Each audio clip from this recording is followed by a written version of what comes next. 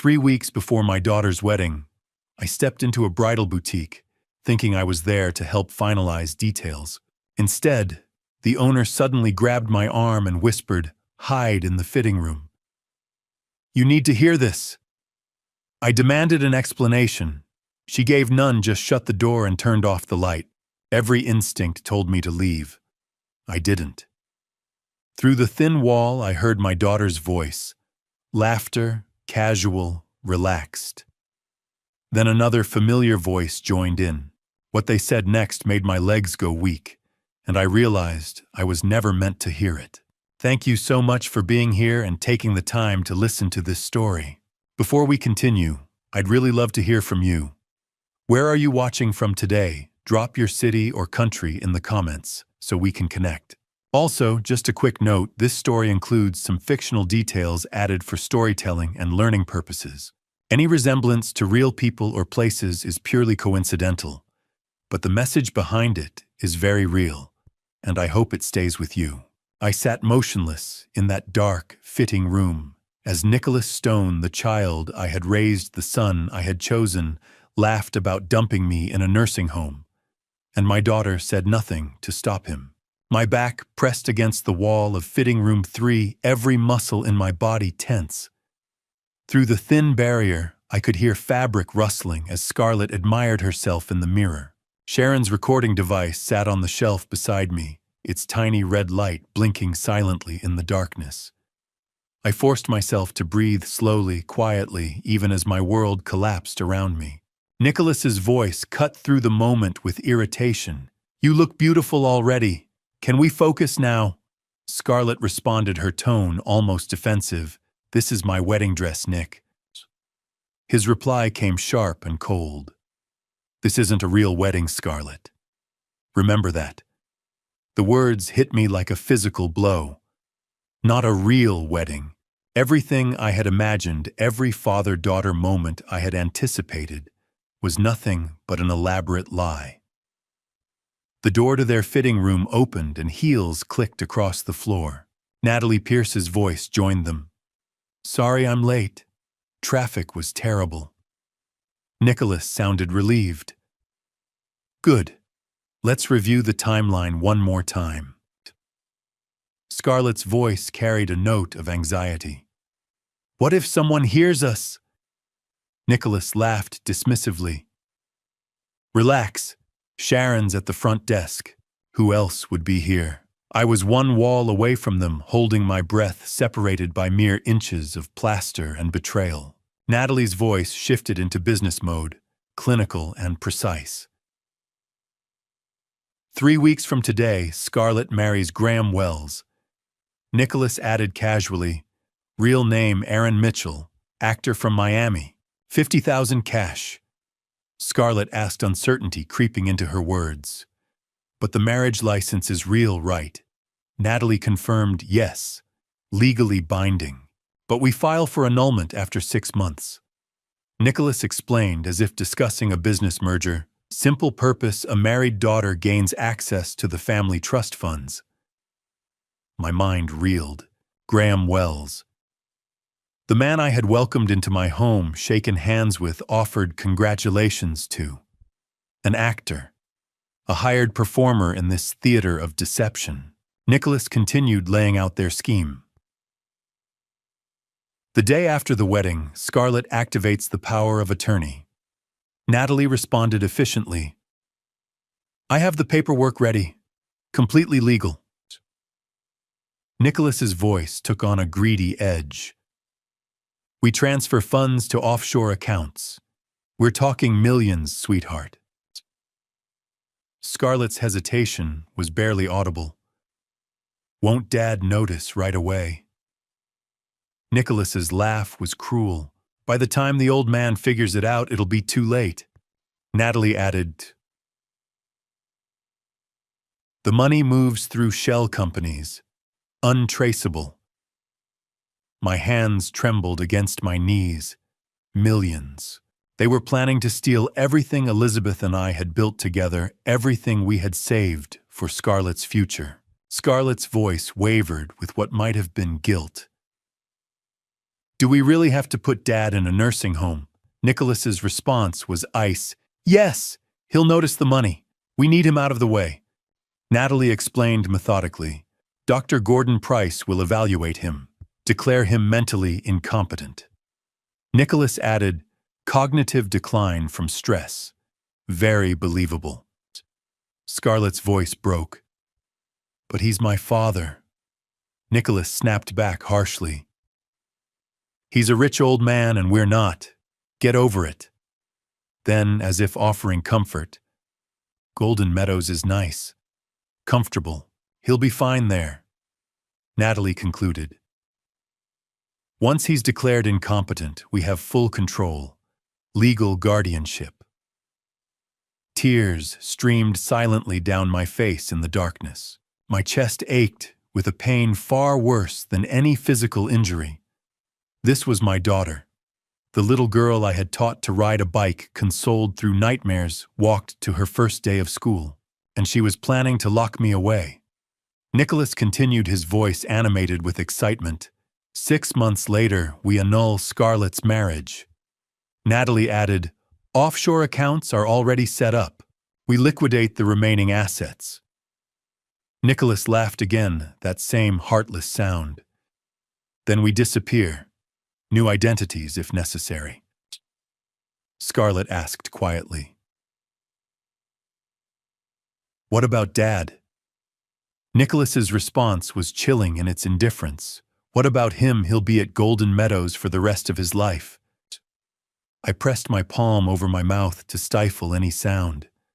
My whole body shook. I wanted to burst through that door to confront them, to demand answers.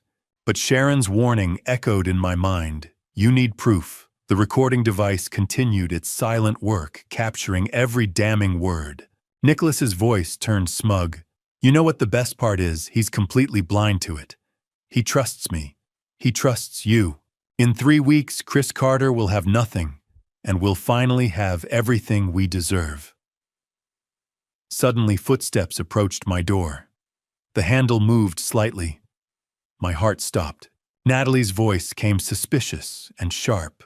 Sharon, is someone in this fitting room? I thought I heard breathing. Sharon's voice responded from the hallway, calm and convincing. No, that room's closed.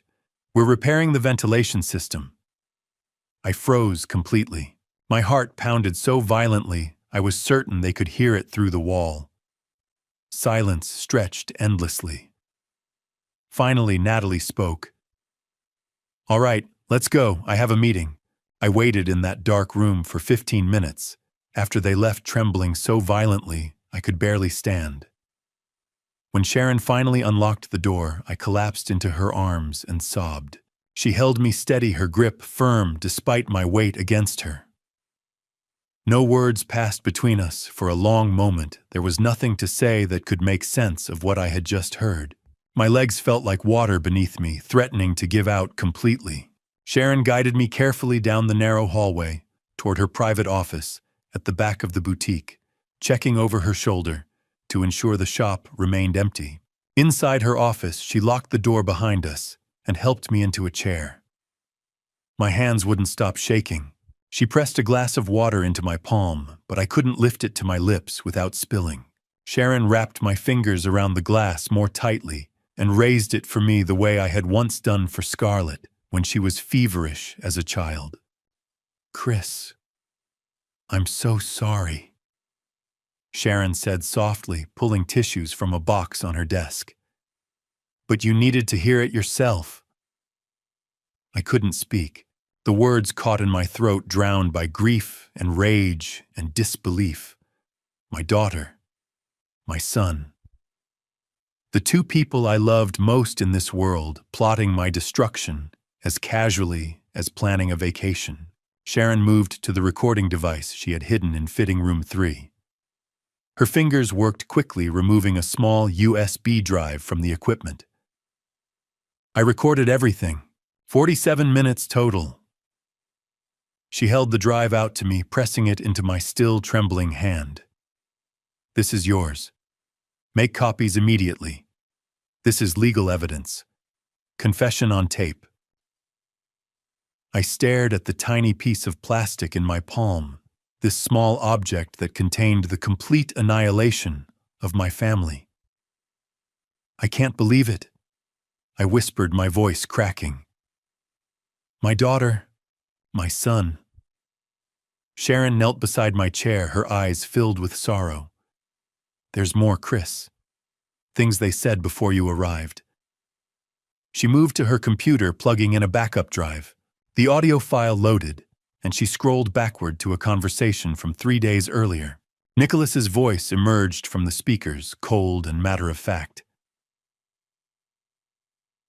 The car accident 6 months ago should have worked. Scarlett's voice responded, shock evident. What car accident? Nicholas answered without hesitation. I cut the old man's brake lines. He got lucky. Scarlett sounded horrified. You tried to kill Dad? Nicholas replied with chilling indifference. And I'll do it again if he gets suspicious before the wedding. The room spun around me. 6 months ago, I had nearly died when my car's brakes failed on a mountain road. I had careened toward a cliff edge, only avoiding disaster by steering into a guardrail at the last second. The mechanic had said the brake lines looked worn, possibly corroded, but they hadn't been worn. They had been cut. Nicholas had tried to murder me. Sharon paused the recording, watching my face carefully. Chris, are you all right? I wasn't all right. I would never be all right again. But I nodded, gesturing for her to continue. The recording moved forward to another section. Natalie Pierce's voice asked, "What about the situation in Boston?" Nicholas responded dismissively, "Laura, don't worry about her." Scarlett interrupted, "Who's Laura?" Nicholas explained casually, "Just a woman I knew in Boston. She went to the police, but there was no proof." Natalie pressed, "Police about what?" Nicholas laughed coldly. "She thought I stole from her, but it was her word against mine." Scarlett's voice carried suspicion. "Nick, how many people have you done this to?" Nicholas's response was ice. "You're the first family member, if that makes you feel special." My mind reeled. There was another victim in Boston. A woman named Laura who had tried to stop Nicholas and failed. How many others were there? How long had he been perfecting this scheme? Sharon advanced the recording again. Nicholas's voice continued. "I've already moved $200,000 from his accounts. He hasn't noticed." Natalie confirmed. "The Cayman accounts have 1.8 million waiting." Nicholas added with satisfaction, "After the wedding, we take the rest. Total estimated over 2 million. Scarlett sounded surprised. "That much?" Nicholas laughed. "Your father's richer than you think, sweetheart. 200,000 already gone. 1.8 million hidden in offshore accounts. They had been stealing from me for months, right under my nose, while I smiled and wrote checks for wedding flowers and catering deposits." The recording shifted to another conversation.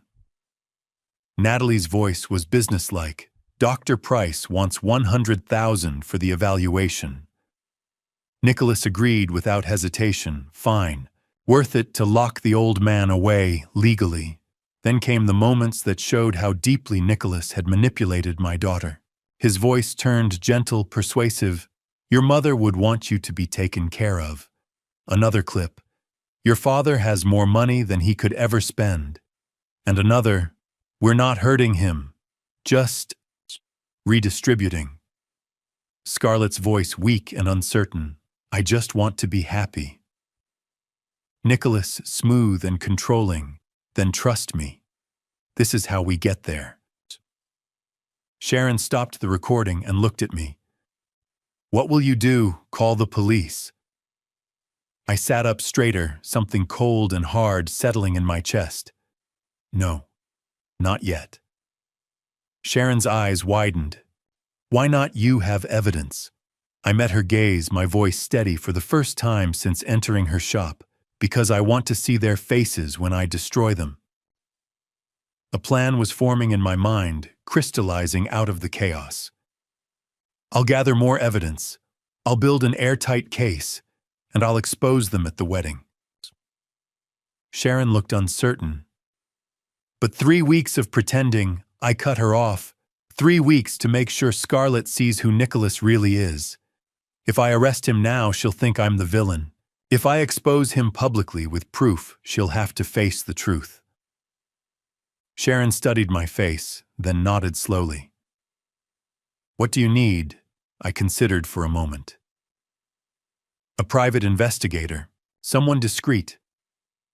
Sharon brightened slightly. I know someone. Kenneth Walsh, former FBI agent. He's thorough and doesn't ask unnecessary questions. I nodded. Good. I'll contact him today. For a moment, emotion threatened to overwhelm me again. I looked at Sharon, my voice breaking. Elizabeth would be devastated. Tears filled Sharon's eyes. Elizabeth would be proud of you for fighting back. I shook my head. I failed her. I didn't protect our daughter. Sharon squeezed my hand. You're protecting her now. From Nicholas. From prison. I stood carefully, my legs more stable now. Purpose had replaced paralysis. Sharon moved to the back door of her office. Leave through here. Your car's out front, go around through the alley. I paused at the threshold. Thank you, Sharon. For Elizabeth. For me. She touched my arm gently. Go. And Chris, be careful. Nicholas tried to kill you once already. I met her eyes, my jaw set. I know. This time I'll be ready. As I stepped into the alley, Sharon called after me. Chris, wait. There's one more thing on the recording. She played a final clip. Nicholas speaking to Natalie. If the old man gets suspicious, we accelerate the timeline. I've got contingency plans. I turned back. What kind of contingencies? Sharon's face was pale with fear. He didn't specify. But Chris, it sounds like he's done this before. Like he's planned for every scenario. I gripped the USB drive in my pocket. Then I'll have to plan better. I walked out into the sunlight a different man than the one who had entered that shop 2 hours before. I drove home that afternoon practicing smiles in the rearview mirror. If I was going to spend 3 weeks pretending my family hadn't betrayed me, I needed to become a better actor than Nicholas Stone. The highway stretched ahead, but I barely saw it. My hands gripped the steering wheel so tightly my knuckles turned white. In my jacket pocket, the USB drive felt like it weighed 1,000 pounds. Every few miles I glanced at myself in the mirror, attempting different expressions. A smile, it looked like a grimace. Excitement, it rang hollow, even to my own eyes. I tried to imagine Elizabeth beside me, coaching me through this nightmare. What would she say? Chris, you're stronger than you think. Do this for Scarlett. Save our daughter. The internal war raged through every mile. How could I look at my daughter without screaming? How could I sit across from Nicholas without lunging across the table? But beneath the pain, something colder solidified. Determination. Strategy. I would beat them at their own game, but I needed to be smarter. Tonight would be my first test, a family dinner, where I pretended everything was normal while my world had crumbled to ashes. Before reaching home, I made my plan concrete. First, copy the USB immediately and hide the original. Second, contact Kenneth Walsh tonight, no matter how late. Third act, enthusiastic about every wedding detail, no matter how much it killed me. I took a deep breath and pulled into the driveway. The performance was about to begin. Scarlett was in the kitchen when I entered, humming as she chopped vegetables. The sound, so innocent, so familiar, nearly broke me. She looked up with a bright smile. Dad, how did the tuxedo fitting go? I forced warmth into my voice, channeling every ounce of willpower I possessed. Perfect. Sharon did an excellent job. You'll be proud to have me walk you down that aisle. The lie tasted like poison, but my smile held steady. Nicholas appeared from the living room, all charm and confidence. Chris, good day. He extended his hand for a shake. I took it, fighting the urge to break every bone in his fingers. Wonderful, Nick. Absolutely wonderful. His grip was firm, his smile practiced. He had no idea I knew. No idea that his entire scheme was recorded and safely in my possession. We settled around the dining room table, the same table where we had celebrated birthdays and holidays, where Elizabeth had served Thanksgiving dinners. Now it felt like a stage for an elaborate play. Nicholas launched into discussion about the guest list, mentioning relatives and business associates I hadn't seen in years. I nodded enthusiastically, making suggestions, acting like the proud father, eagerly anticipating his daughter's big day. Scarlett talked about flower arrangements and seating charts. Her voice carried an edge I hadn't noticed before. Was it guilt, nervousness? I responded with interest, asking questions about centerpieces and menu selections, all while my mind screamed the truth I couldn't speak. She was planning to destroy me while discussing whether to serve salmon or chicken. Then came the hardest moment. Scarlett's eyes grew misty as she looked at the empty chair at the table's head, Elizabeth's chair. "I wish Mom could be here to see this," she whispered. She always said my wedding would be the happiest day of her life. The room seemed to tilt. I gripped the edge of the table, fighting to maintain composure. Elizabeth, my beautiful, trusting wife, who had loved Scarlett unconditionally, who had welcomed Nicholas into our home, who had died believing our family was whole and loving. Thank God she couldn't see this betrayal. I cleared my throat carefully. Your mother is watching, sweetheart, and she's so proud of you. The words nearly choked me. Scarlett reached across and squeezed my hand, tears sliding down her cheeks. I wondered if any of her emotion was genuine, or if she had learned manipulation from Nicholas so thoroughly that even her grief was performance. Nicholas shifted the conversation smoothly, demonstrating the calculated control I now recognized. Chris, I've been meaning to mention I scheduled a checkup for you with Dr. Price next week. Just routine. We want to make sure you're in top shape for all the wedding festivities. His tone was casual, concerned, perfectly pitched. This was the trap Sharon had warned about. Dr. Gordon Price paid to declare me incompetent. I met Nicholas's eyes evenly, forcing my expression to remain grateful. That's thoughtful of you, Nick. I appreciate you looking out for me.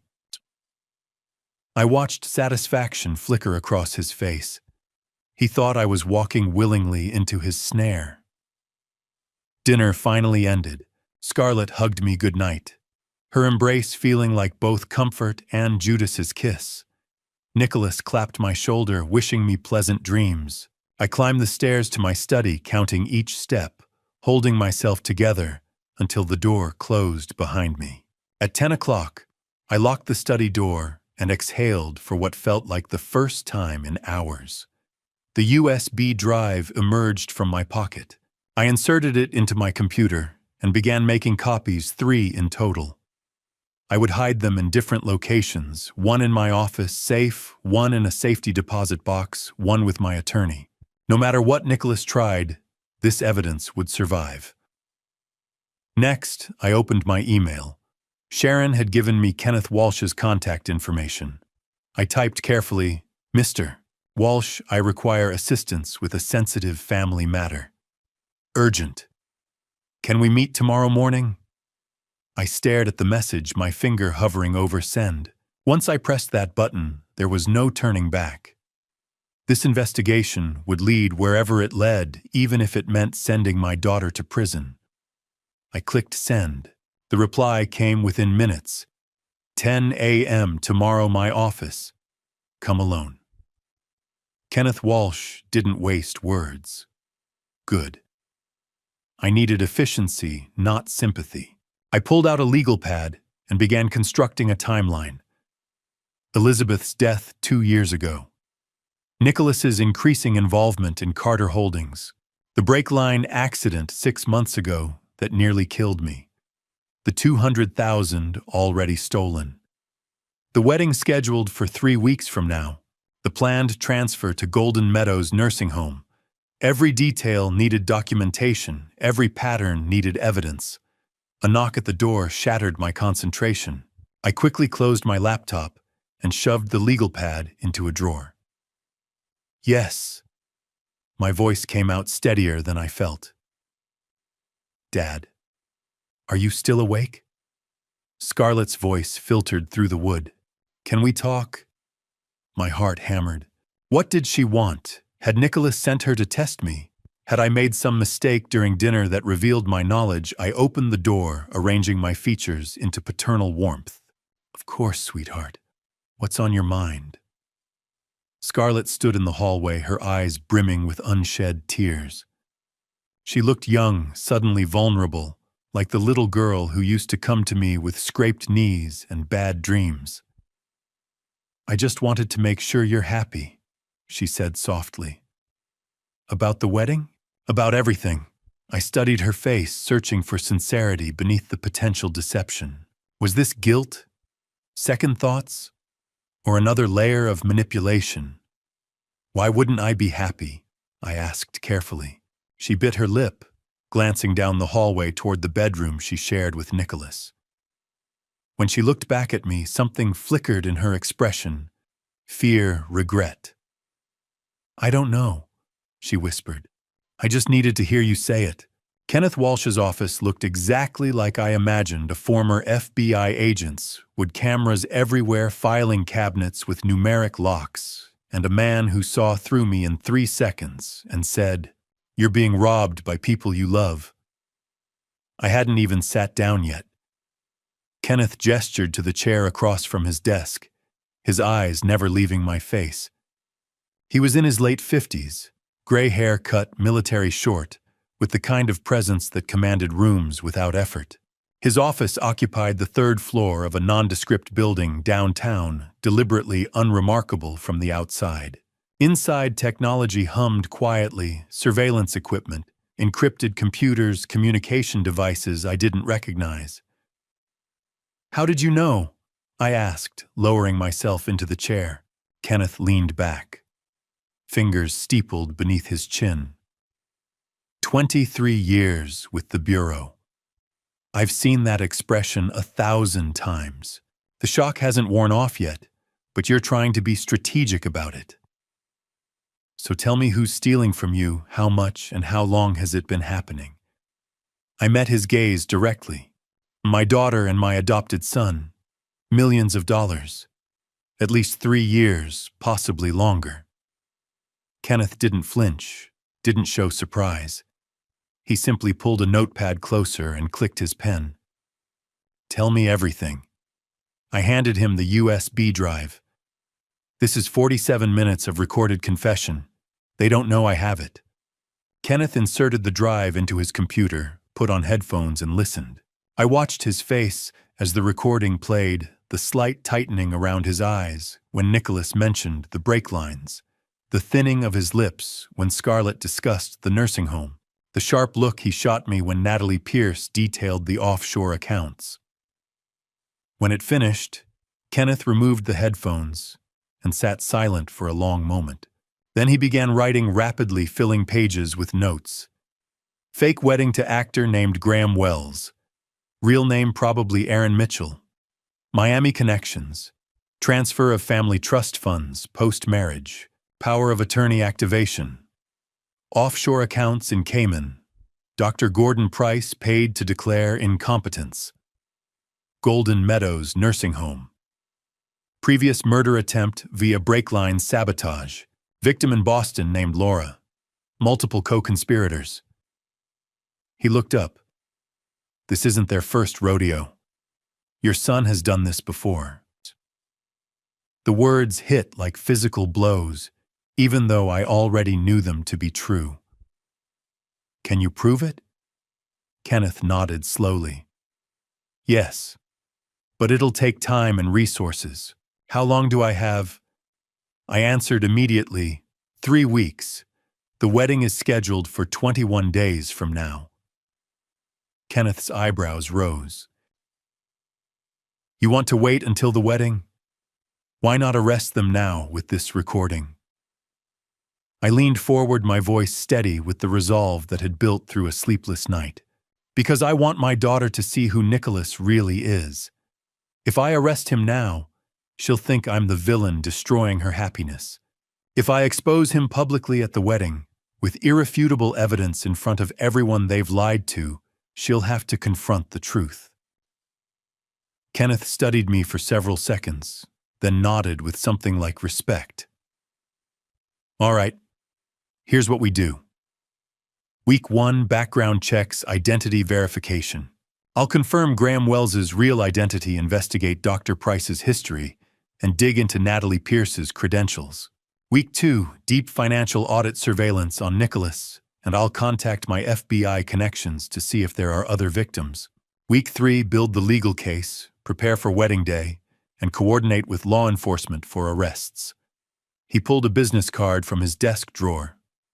I'm also bringing in Howard Klein, best forensic accountant in the state.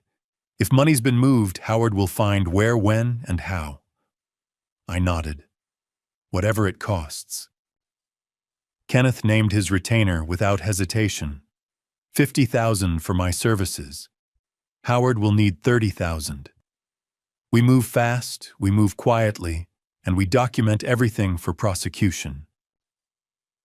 I wrote the check without flinching. This was my family's future, my daughter's chance at redemption. Kenneth pocketed the check and stood extending his hand. We start immediately. First priority, verifying Graham Wells. I have contacts in Miami who can identify him within 48 hours. Second, Dr. Gordon Price. I'll pull his medical license records, past evaluations, any complaints filed against him. Third, surveillance on Nicholas Stone. We need to know his patterns, his contacts, his movements. He opened a drawer and removed a cell phone, sliding it across the desk. Burner phone. Encrypted. Only you and I have the number. Don't use your regular phone for anything related to this investigation. I took the phone, weighing its significance. This was real now. Official. A criminal investigation against my own children. Kenneth's expression turned grave. Chris, you mentioned Nicholas has contingency plans. That concerns me. People with backup schemes are dangerous when cornered. They've already tried to kill you once. I nodded, my jaw tight. I know. The brake lines 6 months ago weren't an accident. Kenneth made a decision quickly. I'm assigning protective surveillance starting today. You won't see them, but my team will be watching. If Nicholas gets suspicious and accelerates his timeline, we need you alive to testify. The weight of those words settled over the room. My son had tried to murder me once. If he suspected I knew his plans, he wouldn't hesitate to try again. Living with people who wanted to put you in a nursing home required a special kind of acting. I smiled over breakfast, discussed wedding flowers at lunch. And at night, I reviewed the evidence that would destroy them both. 3 days had passed since my meeting with Kenneth Walsh. 3 days of performance so exhausting that by evening I barely recognized myself in the mirror. The man staring back had mastered deception, wearing joy like a mask while rage burned underneath. Every morning I reminded myself 18 more days. 18 days of pretending, of nodding along to wedding plans, of shaking Nicholas's hand without breaking his fingers. Day 3 began like the others. I descended the stairs at 7:30 to find Scarlett in the kitchen humming as she flipped pancakes. The domesticity felt surreal, my daughter preparing breakfast while planning my imprisonment. She looked up with a bright smile. Morning, Dad. 18 days. Can you believe it? Her excitement seemed genuine, which made everything worse. How could she smile like that while conspiring against me? I poured coffee, forcing enthusiasm into my voice. Time's flying, sweetheart. Have you finalized the flower arrangements? She launched into details about roses versus peonies, centerpiece heights, and color schemes. I nodded appropriately, asked meaningless questions, and wondered if any part of her still loved me. Nicholas joined us 10 minutes later, impeccably dressed. He kissed Scarlett's cheek and clapped my shoulder with false warmth. "Chris, good morning. That appointment with Dr. Price, I scheduled it for Friday at 2 o'clock. That works for you, right?" His tone was casual, but I caught the steel underneath. This wasn't really a question. I met his eyes over my coffee cup, keeping my expression grateful. "Friday's perfect, Nick. I appreciate you handling this." Scarlett turned from the stove, concern crossing her features. "Dad, are you feeling all right? You seem tired lately." The worry in her voice sounded genuine. Perhaps guilt was keeping her awake too. I waved away her concern. "Just wedding excitement, honey. Lots on my mind." Nicholas smiled, that practiced smile. "Yet all the more reason for the checkup. We want you in top form for walking Scarlett down the aisle." The manipulation was masterful, framing his trap as concern for my health, for my role in her wedding. After breakfast, I retreated to my study. The encrypted phone Kenneth had given me buzzed precisely at 9 o'clock. His message was brief. "Check secure email, findings attached." My heart rate accelerated as I logged into the untraceable account Kenneth had set up. The files loaded. Each document peeled back another layer of Nicholas's carefully constructed lies, revealing the rot beneath. Graham Wells's file appeared first. Real name Aaron Mitchell, age 34, from Miami. Criminal record included fraud, identity theft, and impersonation. He had posed as a lawyer, a doctor, even a minister. Current employment, actor for hire in elaborate cons. Bank records showed a $50,000 deposit from an LLC traced back to Nicholas. My daughter's fiancé was a professional criminal, hired like a caterer. Dr. Gordon Price's file was equally damning. Licensed psychiatrist with a corrupt history. 3 previous cases where his competency evaluations had been challenged in court. One overturned completely when evidence emerged of falsified diagnoses for money. His medical license hung by a thread, multiple ethics complaints filed over the years. Bank records showed a $100,000 payment received 2 weeks ago from Nicholas's LLC. He was being paid to declare me incompetent. Natalie Pierce's background revealed systematic career destruction through corruption. Former attorney disbarred in Massachusetts for ethics violations, including client fund misappropriation. Now working as a quasi-legal consultant for people operating in gray areas. She had received $50,000 from Nicholas for her expertise in constructing the legal framework for their theft.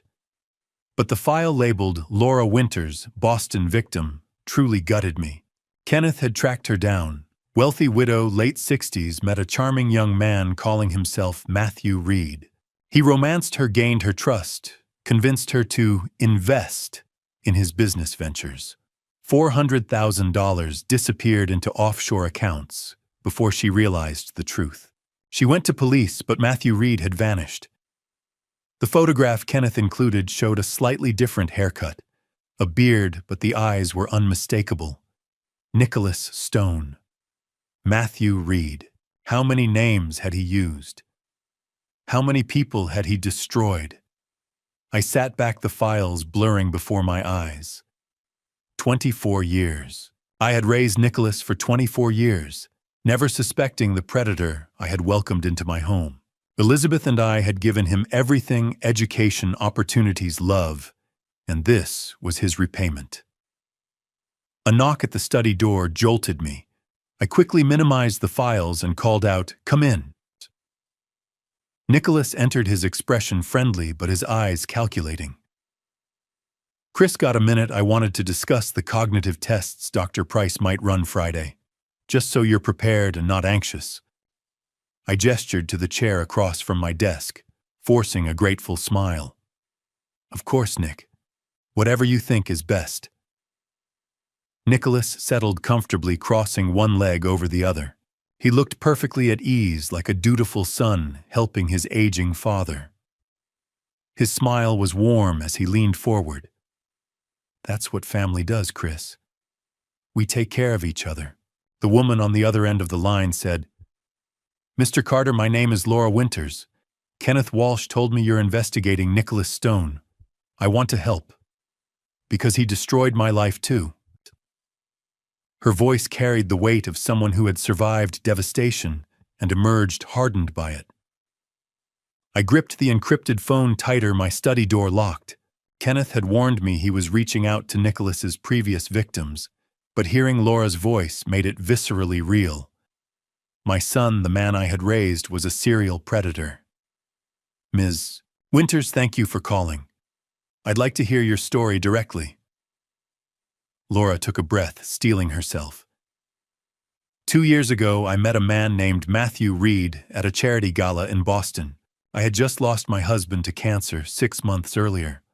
Matthew was charming, attentive, understanding. He seemed to know exactly what I needed to hear. The pattern was already emerging, chillingly familiar. We dated for 3 months. He proposed. I was grateful to feel alive again. He said he was starting a tech company, needed investment capital. I trusted him completely. Over 2 months, I transferred $400,000 to accounts he controlled. Then 3 days before our wedding, he vanished. Phone disconnected. Apartment cleared out. Matthew Reed didn't exist. My chest tightened. I'm so sorry. Laura's laugh was bitter. I went to the police. They were sympathetic, but said without proof of his real identity, there was little they could do. The money went offshore, untraceable. I closed my eyes briefly. He's doing the same thing to my daughter, using our family's grief. Laura's voice sharpened. Your wife passed away. I confirmed 2 years ago, Elizabeth. Nicholas started getting closer to Scarlett almost immediately afterward. Laura spoke with quiet intensity. Kenneth mentioned you have evidence.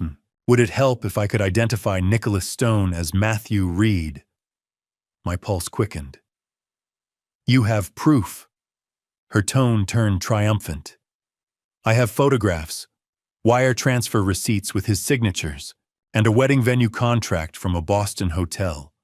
I kept everything, hoping someday I could use it against him. Within minutes, Kenneth had set up a secure video conference.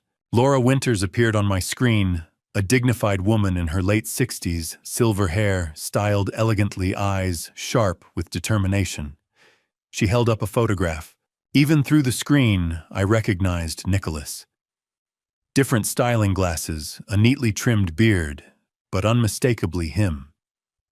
This is Matthew Reed, taken at our engagement party 18 months ago. She showed bank transfer receipts, each signed with Nicholas's distinctive handwriting, but under the name Matthew Reed. Then, a contract from the Boston Harbor Hotel for a wedding reception, signed by both Laura Winters and Matthew Reed. The evidence was irrefutable. Nicholas had targeted Laura with the same calculated precision he was now using on our family. The realization struck me he had used my company's money to fund those Boston trips. All those business conferences I had approved expenses for. He had been courting Laura, stealing her money, while simultaneously stealing mine.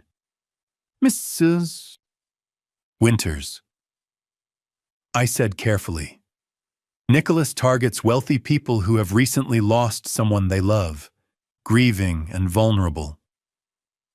Laura nodded, understanding dawning. Your daughter lost her mother. He's exploiting her grief. I thought of Scarlett, how Nicholas had been there constantly, after Elizabeth's funeral, supporting her, consoling her, gradually isolating her from friends. My daughter wasn't a willing criminal. She was a victim he had manipulated into becoming his accomplice. What can I do to help? Laura asked. I made a decision, that would either save my family or condemn us all. In 16 days, there's going to be a wedding. 300 guests. Nicholas is supposed to marry my daughter to access her trust fund. I want to expose him publicly. Would you be willing to attend? To confront him with the truth about Matthew Reed. Laura didn't hesitate. I'll be there. I've waited 2 years for a chance to see that bastard face consequences. Relief washed over me. Thank you. Kenneth will coordinate the details. After Laura disconnected, Kenneth's face remained on the screen. His expression was grim. Chris, there's something else. The planning for your family's theft started 3 years ago, right after Elizabeth's death. The words hit like a physical blow. He used my wife's death as a launching point. Kenneth nodded slowly. He identified your family as targets while you were grieving. But there's more. I'm having trouble verifying Nicholas Stone's background before he came to you at age 15. It's like he didn't exist. My blood ran cold. What are you saying? Kenneth's voice was measured but serious. I'm saying Nicholas Stone might be a completely fabricated identity. We may not even know his real name. Howard Klein spread 40 pages of bank statements across the conference table and said, Mr. Carter, your son has been stealing from you for 36 months. The total is $2,317,450. And that's just what I've found so far. The number hit me like a physical blow. I had known Nicholas was stealing, had heard him discuss millions on the recording, but seeing the precise figure documented, itemized, undeniable made it devastatingly real.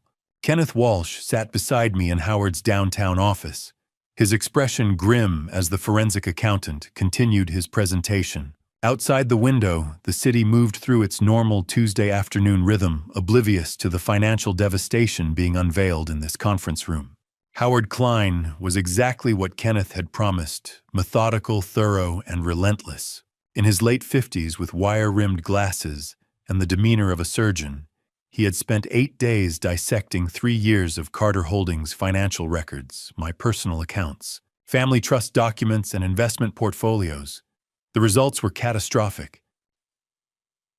Let me walk you through the methodology, Howard said, flipping to a color-coded spreadsheet that looked like a roadmap of betrayal. Your son employed 4 primary theft mechanisms, each designed to avoid triggering audit flags. He pointed to the first column highlighted in red. Fake vendor invoices. Nicholas created shell companies, NRS Holdings, Stone Consulting Group, Carter Advisory Services, all legitimate-sounding names.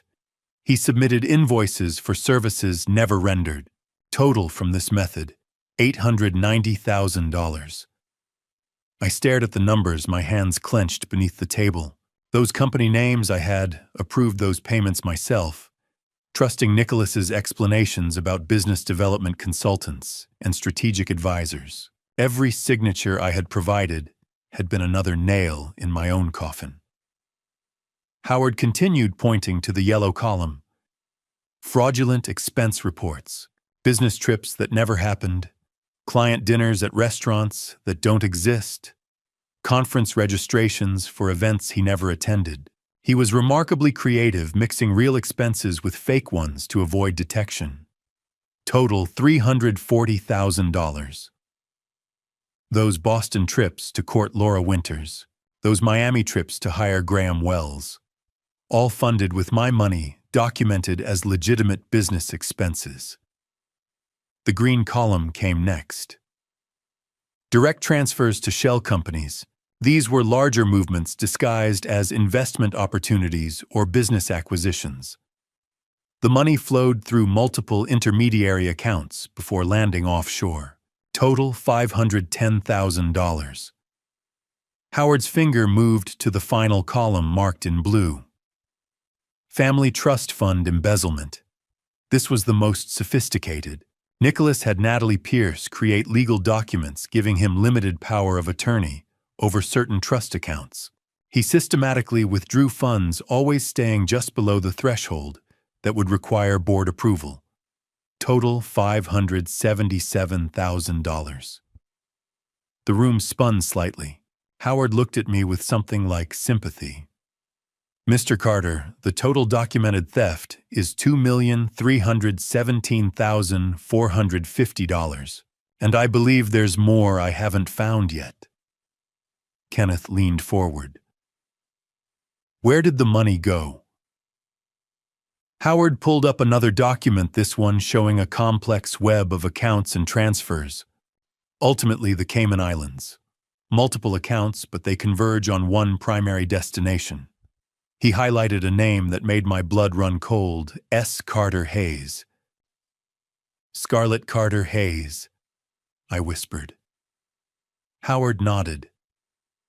Hayes is presumably the married name she'll use after the wedding. The account was established 6 months ago, with both Nicholas Stone and Scarlett Carter as co-signatories.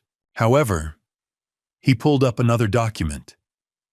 There's a secondary authorization that would allow Nicholas to move funds without Scarlett's approval after a 30-day period following the wedding. Kenneth's jaw tightened. He was always planning to cut her out. I felt sick. My daughter thought she was partnering with Nicholas, but he had been planning to rob her too, leaving her to face the consequences while he disappeared with everything. Howard wasn't finished. He pulled out another file, this one much thinner. During my investigation, I found some interesting cash withdrawals. One in particular caught my attention. He showed me a bank slip, $15,000 in cash withdrawn by Nicholas on the exact date 6 months ago when my car's brake lines failed.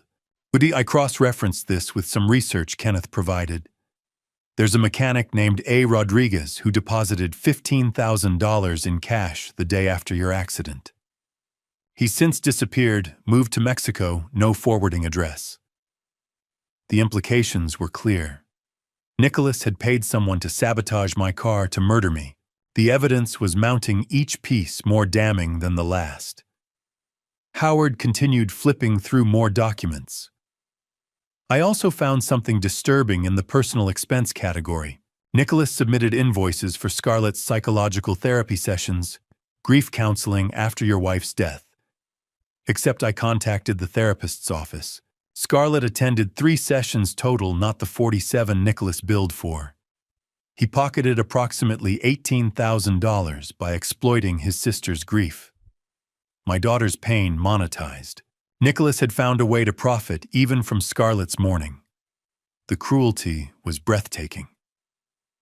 Kenneth spoke up. Howard, what about the escape plan? Howard's expression darkened.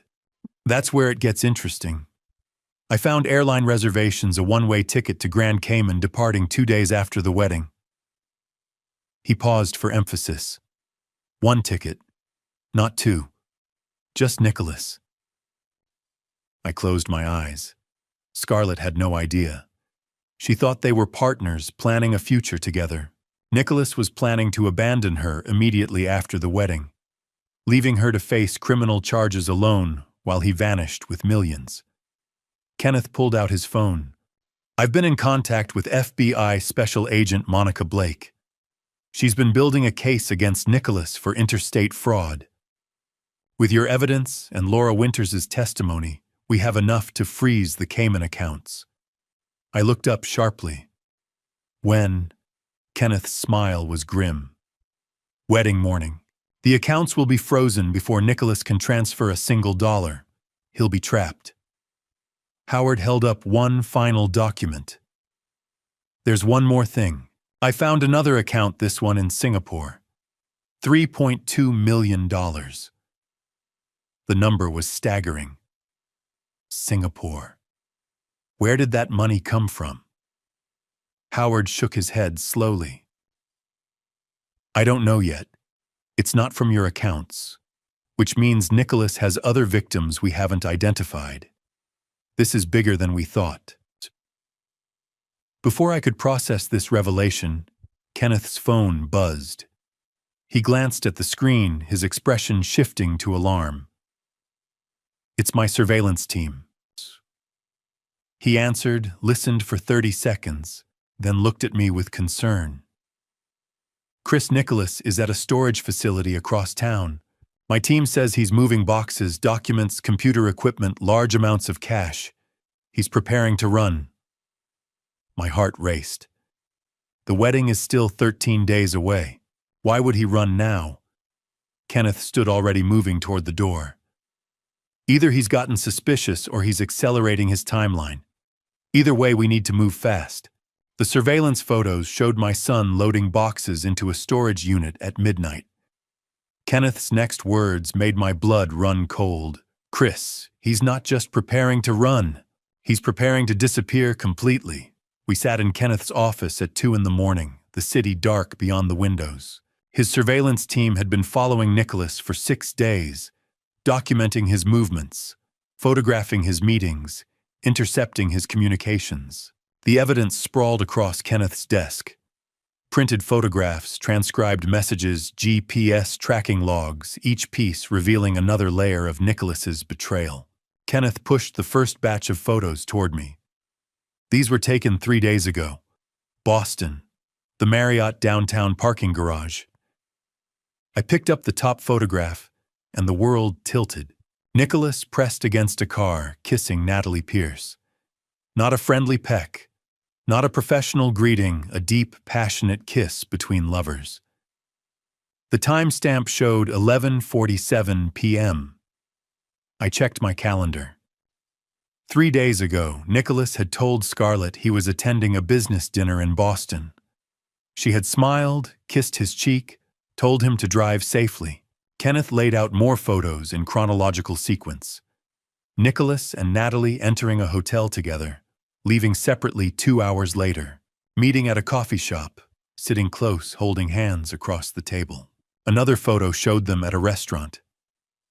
Natalie laughing at something, Nicholas said, his hand resting possessively on her knee.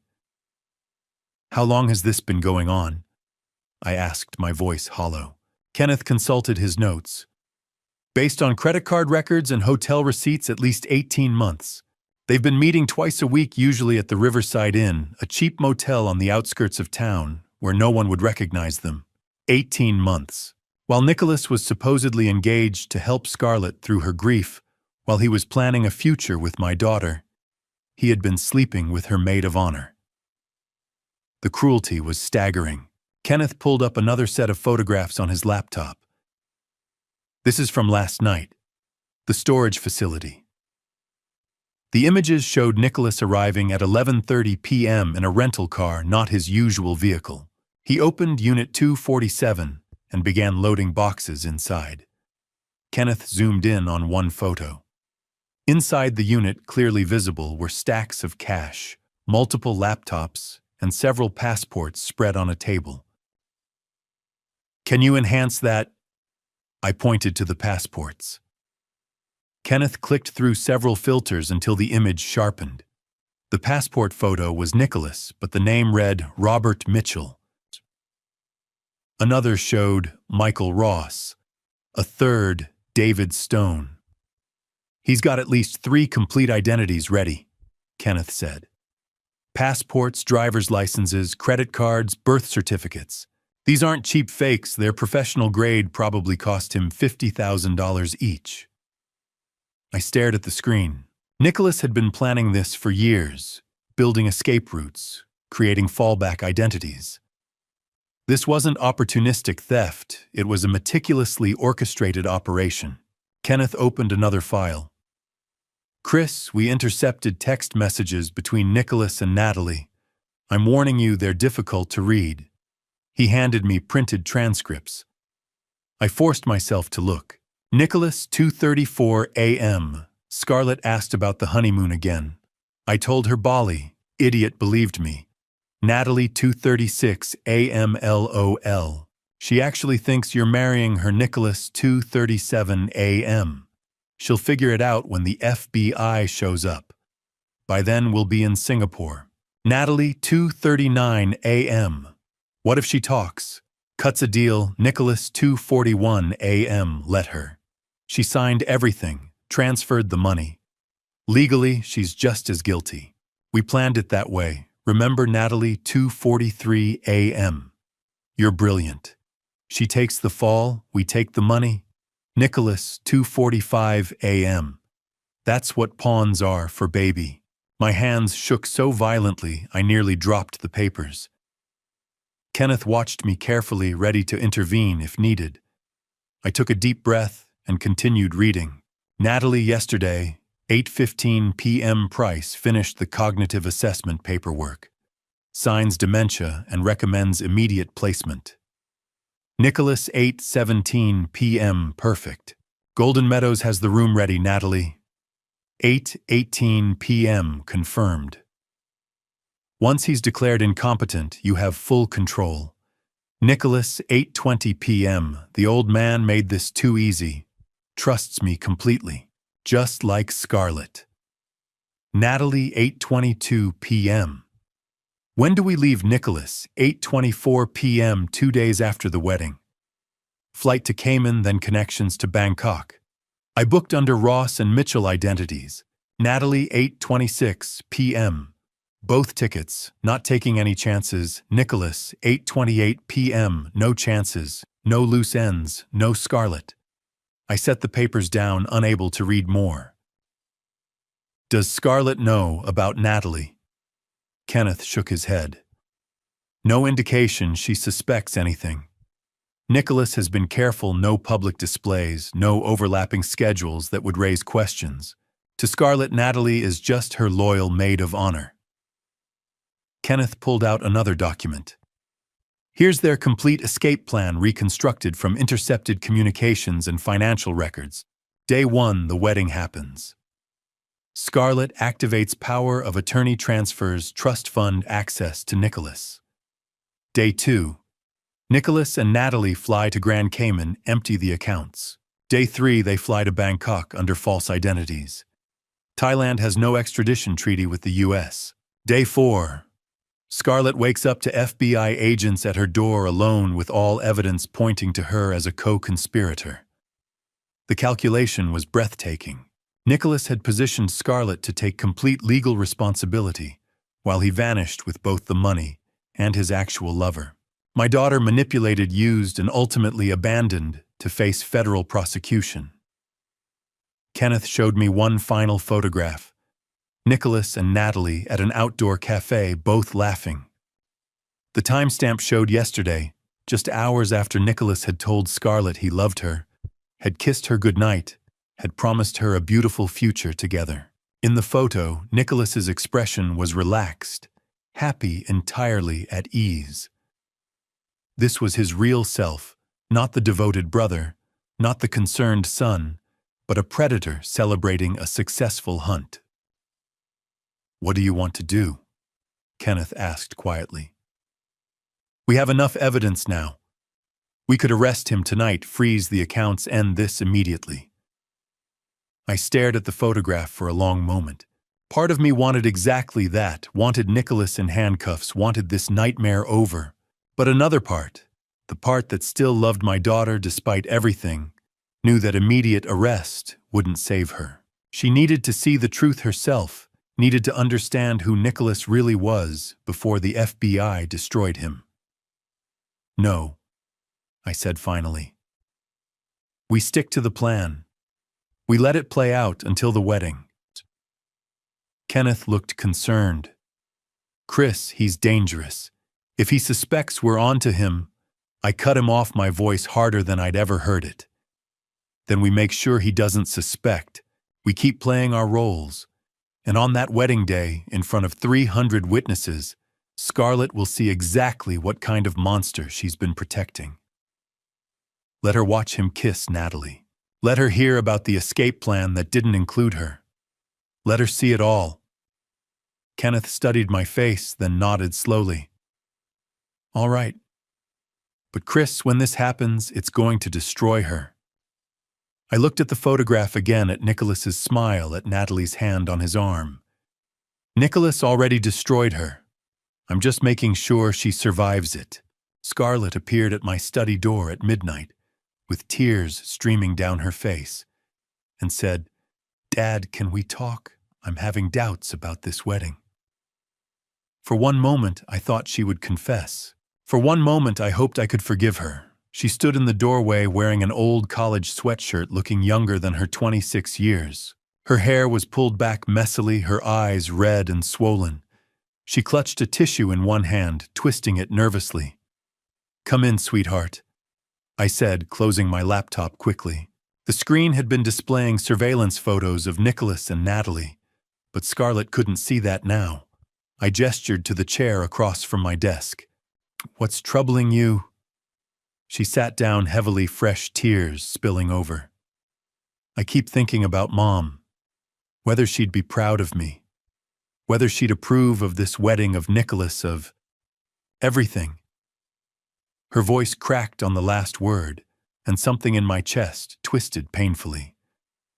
This was my daughter, the real Scarlett, beneath the manipulation, trying to break through. I moved around the desk and pulled up a chair beside her, close enough to take her hand. It was cold, trembling.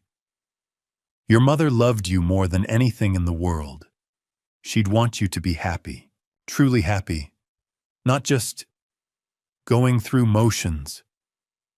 She looked up at me, and in her eyes I saw conflict, guilt, terror. "Dad, I need to ask you something, and I need you to be honest with me." My heart began to race. This was it, the moment of truth. "Of course. Always." Scarlett took a shaky breath. "Are you happy about this wedding, about Nicholas being part of our family?" The question hung between us, heavy with implications. I chose my words carefully. "What matters is whether you're happy, sweetheart. Are you?" She opened her mouth, closed it, opened it again. Tears fell faster now. I don't know if I..." She stopped, struggling with words that wouldn't come. I leaned forward, squeezing her hand. "Scarlett, whatever you need to tell me, you can. I'm your father. Nothing changes that." Her eyes met mine, and I saw she was on the edge of confession. Her lips parted, the words forming. But before she could speak, footsteps sounded in the hallway. Nicholas appeared in the doorway wearing pajama pants and a concerned expression. "Scarlett, baby, what's wrong? I woke up and you were gone." His eyes flicked to me, assessing, calculating. Had he been listening, Scarlett's entire demeanor changed. The vulnerability vanished, replaced by something harder. She pulled her hand from mine and stood. "Nothing. Just wedding jitters." Dad was helping me calm down. Nicholas moved into the room, placing a possessive hand on her shoulder. "Come back to bed, sweetheart. You need rest. Big week ahead." Scarlett glanced back at me, and for a fraction of a second, I saw desperation in her expression. Then Nicholas guided her toward the door, his hand firm on her back, and she went willingly. As they left, I heard him whisper, "Remember what we talked about, stay focused. We're so close. Don't ruin it now." The door closed. I sat alone, my hands shaking with frustration and heartbreak. She had been so close to telling me, so close to choosing the right path. And Nicholas had stopped her reasserting control with just a few words. I stood and walked to Scarlett's childhood bedroom. We had kept it mostly unchanged, pale lavender walls, old bookshelf lined with novels and trophies, corkboard covered with photos. I turned on the lamp and looked at the pictures. Scarlett at age 7 holding a soccer trophy. Scarlett at 12 with Elizabeth, both laughing. Scarlett at 16 in her prom dress. And one of all 4 of us, me, Elizabeth, Scarlett, and Nicholas at his high school graduation. We looked like a perfect family. I pulled that photo off the board and studied Nicholas's face. Even then, at 18, there was something calculating in his eyes that I had missed. How long had he been planning this? Had he ever loved us at all? I made a decision in that moment. I would expose Nicholas in the cruelest, most public way possible. Not for revenge, though God knows I wanted that, but because it was the only way to save Scarlett. She needed to see him for what he truly was needed. The scales ripped from her eyes so violently she could never deny the truth. Back in my study, I pulled out a large manila envelope and began assembling documents. First, disinheritance papers already signed by my attorney. Second, FBI arrest warrants prepared by Special Agent Monica Blake waiting only for my signal. Third, surveillance photos of Nicholas and Natalie kissing, embracing, planning their escape. Fourth, forensic accounting reports showing every stolen dollar. Fifth, evidence of the brake line sabotage. Sixth, Laura Winters' sworn testimony identifying Nicholas as Matthew Reed. Then I wrote a letter. My hand shook as I formed the words, "Scarlett, by the time you read this, you will know the truth about Nicholas Stone. I am giving you a choice. Cooperate with the FBI, testify against Nicholas, and accept probation.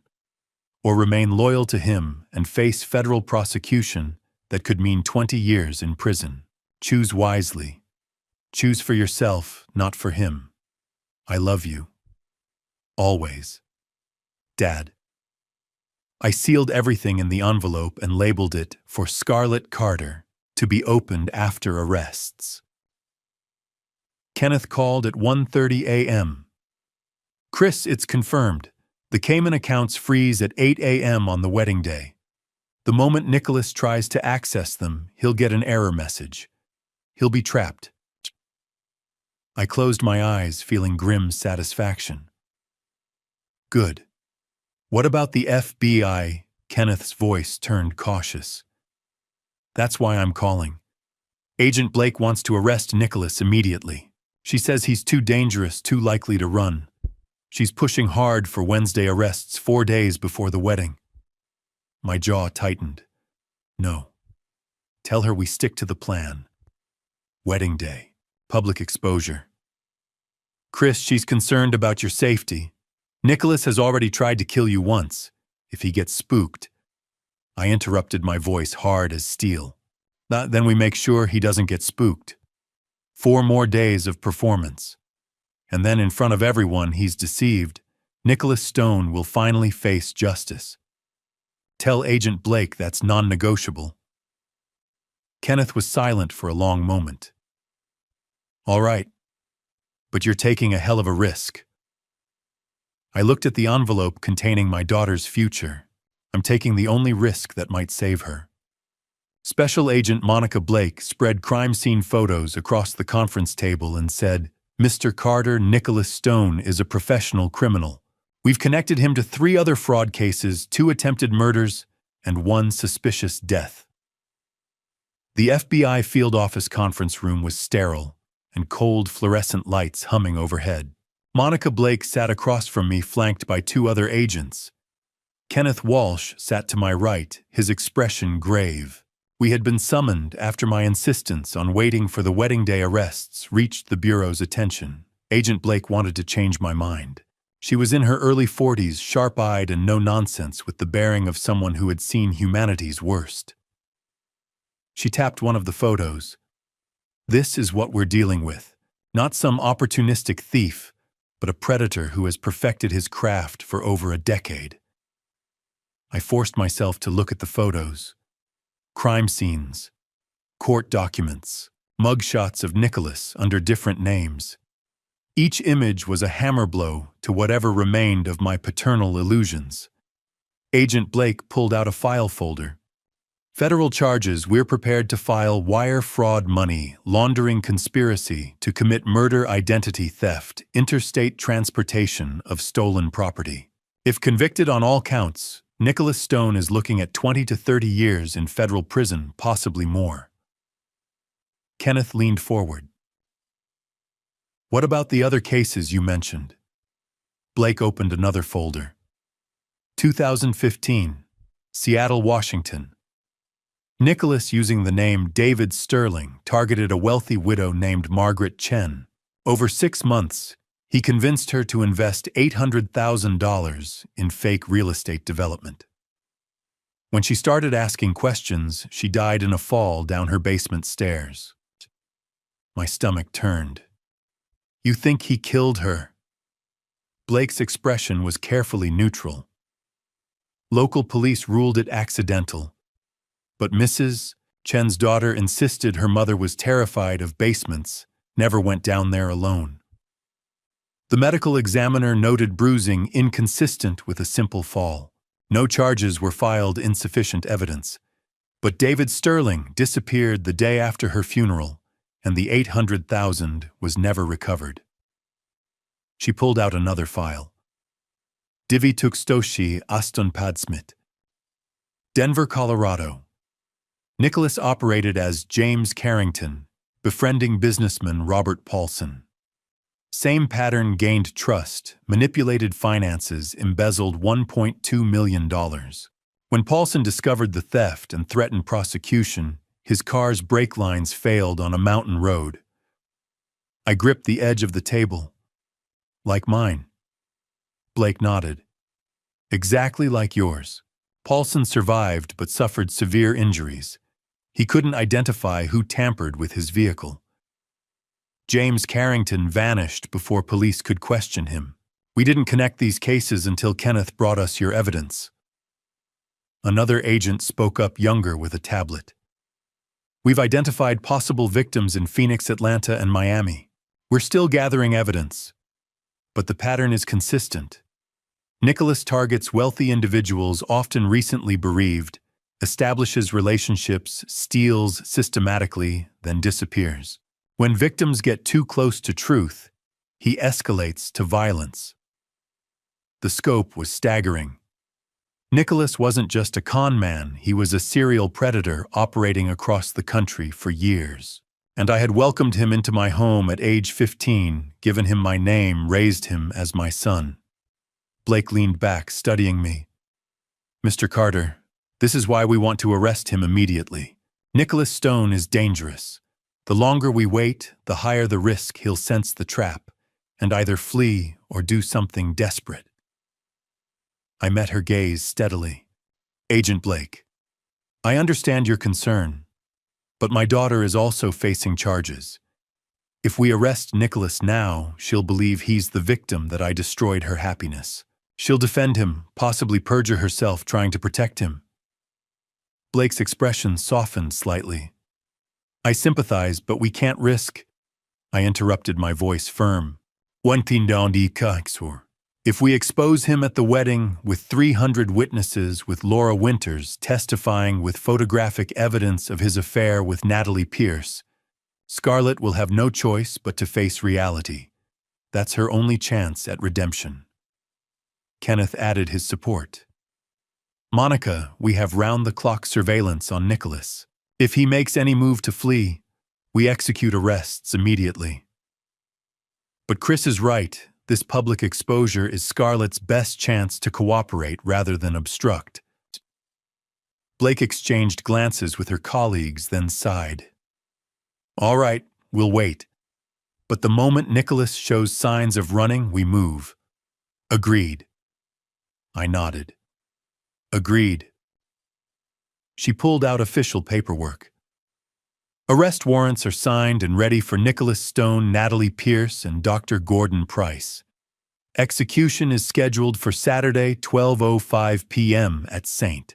Catherine's Church, immediately following your interruption of the ceremony. We'll have agents positioned throughout the venue, plainclothes. You'll give a signal, and we move in. The weight of what I was orchestrating settled over me. In 4 days, I would destroy my son in the most public way imaginable. But it was the only way to save my daughter. Blake's voice turned grave. Mr. Carter, understand this. Nicholas has killed before or come very close. If he feels cornered before Saturday, he becomes extremely dangerous. Watch yourself. The wedding week arrived like a storm I had been watching for 3 weeks. Nicholas Stone played the devoted brother with Oscar-worthy precision. Every smile felt like a knife. Friday morning, the day before the wedding began, with the rehearsal at St. Catherine's Church. I drove there alone, my hands steady despite the chaos in my mind. By tomorrow, at this time, everything would be over. Nicholas would be in handcuffs, Scarlett would know the truth, and our family would be destroyed beyond recognition. But at least my daughter would be alive and free. The church was beautiful in the morning light, stained glass windows casting colored patterns across wooden pews. White ribbon marked where chairs would be positioned for tomorrow's ceremony. The wedding coordinator bustled around with clipboard and headset directing florists and lighting technicians. It all looked so normal, so innocent. No one knew that tomorrow this sanctuary would become a crime scene. Nicholas arrived with Scarlett, both dressed casually, both smiling. He kissed her cheek, whispered something that made her laugh, then spotted me and waved. Chris, ready for the big day. I returned his smile, matching his false warmth with my own. Absolutely. Excited to see it all come together. Then I met Graham Wells for the first time. He was exactly as Kenneth's file had described, mid-30s, handsome, in a generic way, professional actor's charm. He shook my hand firmly. Mr. Carter, such an honor. Scarlett is an amazing woman. The irony was suffocating. Here was a man paid $50,000 to fake marry my daughter, expressing manufactured sentiment, while I, her actual father, couldn't speak the truth. Welcome to the family, Graham. I said the words, tasting like ash. We walked through the ceremony choreography. The wedding coordinator explained timing, processional music positioning. At the altar exchange of vows, ring ceremony. She turned to me. Mr. Carter, after you walk Scarlett down the aisle, you'll take your seat in the front row. Any questions? I looked at the altar, imagining tomorrow's scene. Actually, I might have a few words to say before the vows. Is that unusual? The coordinator smiled. Not at all. Many fathers want to address the couple. We can work that into the ceremony. Nicholas glanced at me sharply, calculation flickering in his eyes. Chris, you don't have to do that. I met his gaze calmly. I want to, Nick. I've got some things I need to say. He studied my face for a moment, then relaxed. Whatever he saw satisfied him, that I remained the oblivious, sentimental father. That evening, the rehearsal dinner took place at Marcello's, an upscale Italian restaurant Nicholas had chosen. 60 guests, family wedding party, close friends filled a private dining room. Crystal chandeliers, white linens, expensive wine flowing freely. Everyone laughed and celebrated, unaware of the FBI surveillance team photographing attendees from across the street. I sat at the head table between Scarlett and Nicholas, playing my role. Toasts began after dinner. Scarlett's college roommate spoke about their friendship. Natalie Pierce gave a speech about love conquering all, while secretly planning to steal my daughter's fiancé and flee the country. I smiled and applauded my performance, flawless. Then Nicholas stood, champagne glass in hand. The room quieted. He looked at me with masterful manipulation, gratitude, respect, affection, all carefully constructed. I want to say something about Chris Carter. 24 years ago, he and Elizabeth opened their home to a lost 15-year-old kid. Chris taught me about loyalty, about integrity, about what it means to be a man. The words were daggers. Around the room, people smiled, some wiping away tears. Scarlett squeezed my hand. Nicholas continued. Chris, you've been more than a father. You've been my example, my mentor, my hero. Tomorrow, as I marry your daughter, I promise to honor the values you instilled in me, to protect this family the way you've always protected us. The room erupted in applause. Nicholas raised his glass. To Chris Carter, the best father a son could ask for. Everyone drank. I stood slowly, my own glass in hand. The room quieted. I looked at Nicholas, then at Scarlett, then at the gathered guests. Thank you, Nick. That means more than you know. I've watched you grow over these years, and tomorrow will indeed be a revelation. A day when everyone here will see exactly who you've become. I paused, letting the words hang with double meaning. Tomorrow will be a day none of us can ever forget. We'll all witness truth in its purest form. So please raise your glasses to tomorrow, to truth, to justice. The guests cheered and drank, missing the warning in my words. But Nicholas's eyes narrowed slightly, and for just a moment I saw uncertainty flicker across his face. After dinner, I walked to my car alone. In the darkness of the parking lot, I finally allowed myself to break. My hands shook, tears sliding down my face. Sharon Mitchell approached from behind. "Chris, are you all right?" I shook my head. "Tomorrow I destroy my family." Sharon gripped my arm. "Tomorrow you save your daughter. Elizabeth would be proud of you." My phone buzzed. A text from Scarlett. "Dad, come home. Nick went out. I need to talk to you privately.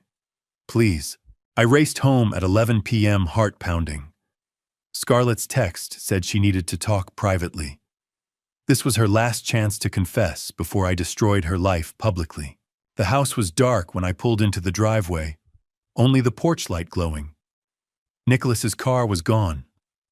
I found Scarlett in the living room, curled on the couch where she used to read as a child. She looked up when I entered, her eyes red from crying. "Dad." Her voice was small, broken. I sat in the armchair across from her, maintaining distance, giving her space to speak.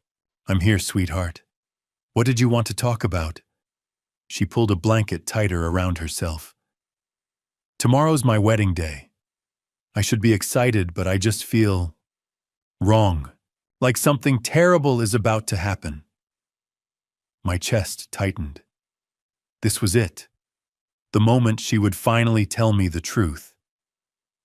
"What do you mean wrong?" Scarlett looked at me with fear in her eyes. "Dad, you've always protected our family, always done what was necessary even when it was hard. Right?" The question caught me off guard. "Yes, always." She nodded slowly as if confirming something to herself. "Sometimes protecting family means making difficult choices. Choices other people might not understand."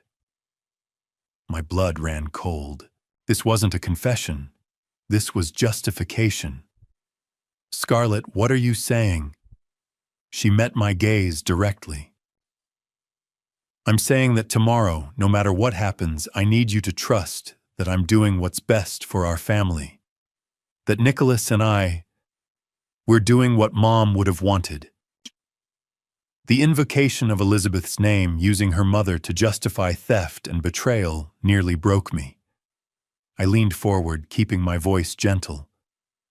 "Your mother would have wanted you to be honest, to be honorable, to choose what's right over what's easy." Scarlett's expression hardened slightly.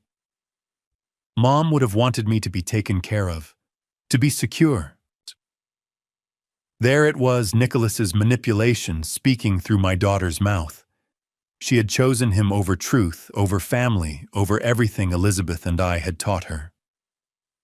I stood slowly. "Scarlett, if you're involved in something wrong, something illegal, you can still walk away. It's not too late." For a moment, hope flickered. Her lips parted as if to speak, to finally admit everything. Then her phone buzzed. She glanced at the screen, undoubtedly Nicholas checking on her. The moment passed. Her expression closed off. "I'm not involved in anything wrong, Dad. I just wanted to tell you I love you, and that tomorrow will be a new beginning for all of us." She stood, kissed my cheek, and walked upstairs, leaving me alone in the darkness. I had tried. God knows I had given her every opportunity to choose redemption. Now tomorrow she would face the consequences of her choice. The next morning, Saturday wedding day, I woke at 6 a.m. Kenneth had arranged for Laura Winters to meet me at a coffee shop downtown at 7. She was already there when I arrived, looking elegant in a navy dress, her silver hair styled perfectly. We sat in a corner booth, and she pulled documents from her purse. "Mr. Carter, these are copies of everything I have on Matthew Reed Nicholas. Bank transfers, emails, photos, the wedding venue contract. I want Scarlett to see them after you expose him, so she knows he's done this before." I took the documents, my hands steady. "Thank you, Laura. I know this is difficult. She shook her head. What's difficult is knowing another family went through what I did. But today, we stop him. We reviewed the plan. Laura would sit in the back of the church unnoticed until the right moment.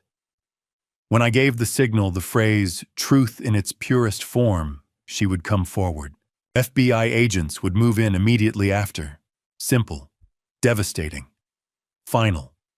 At 8 a.m., I returned home to dress for the wedding. Kenneth called to confirm final details. 6 agents in plain clothes positioned throughout the church.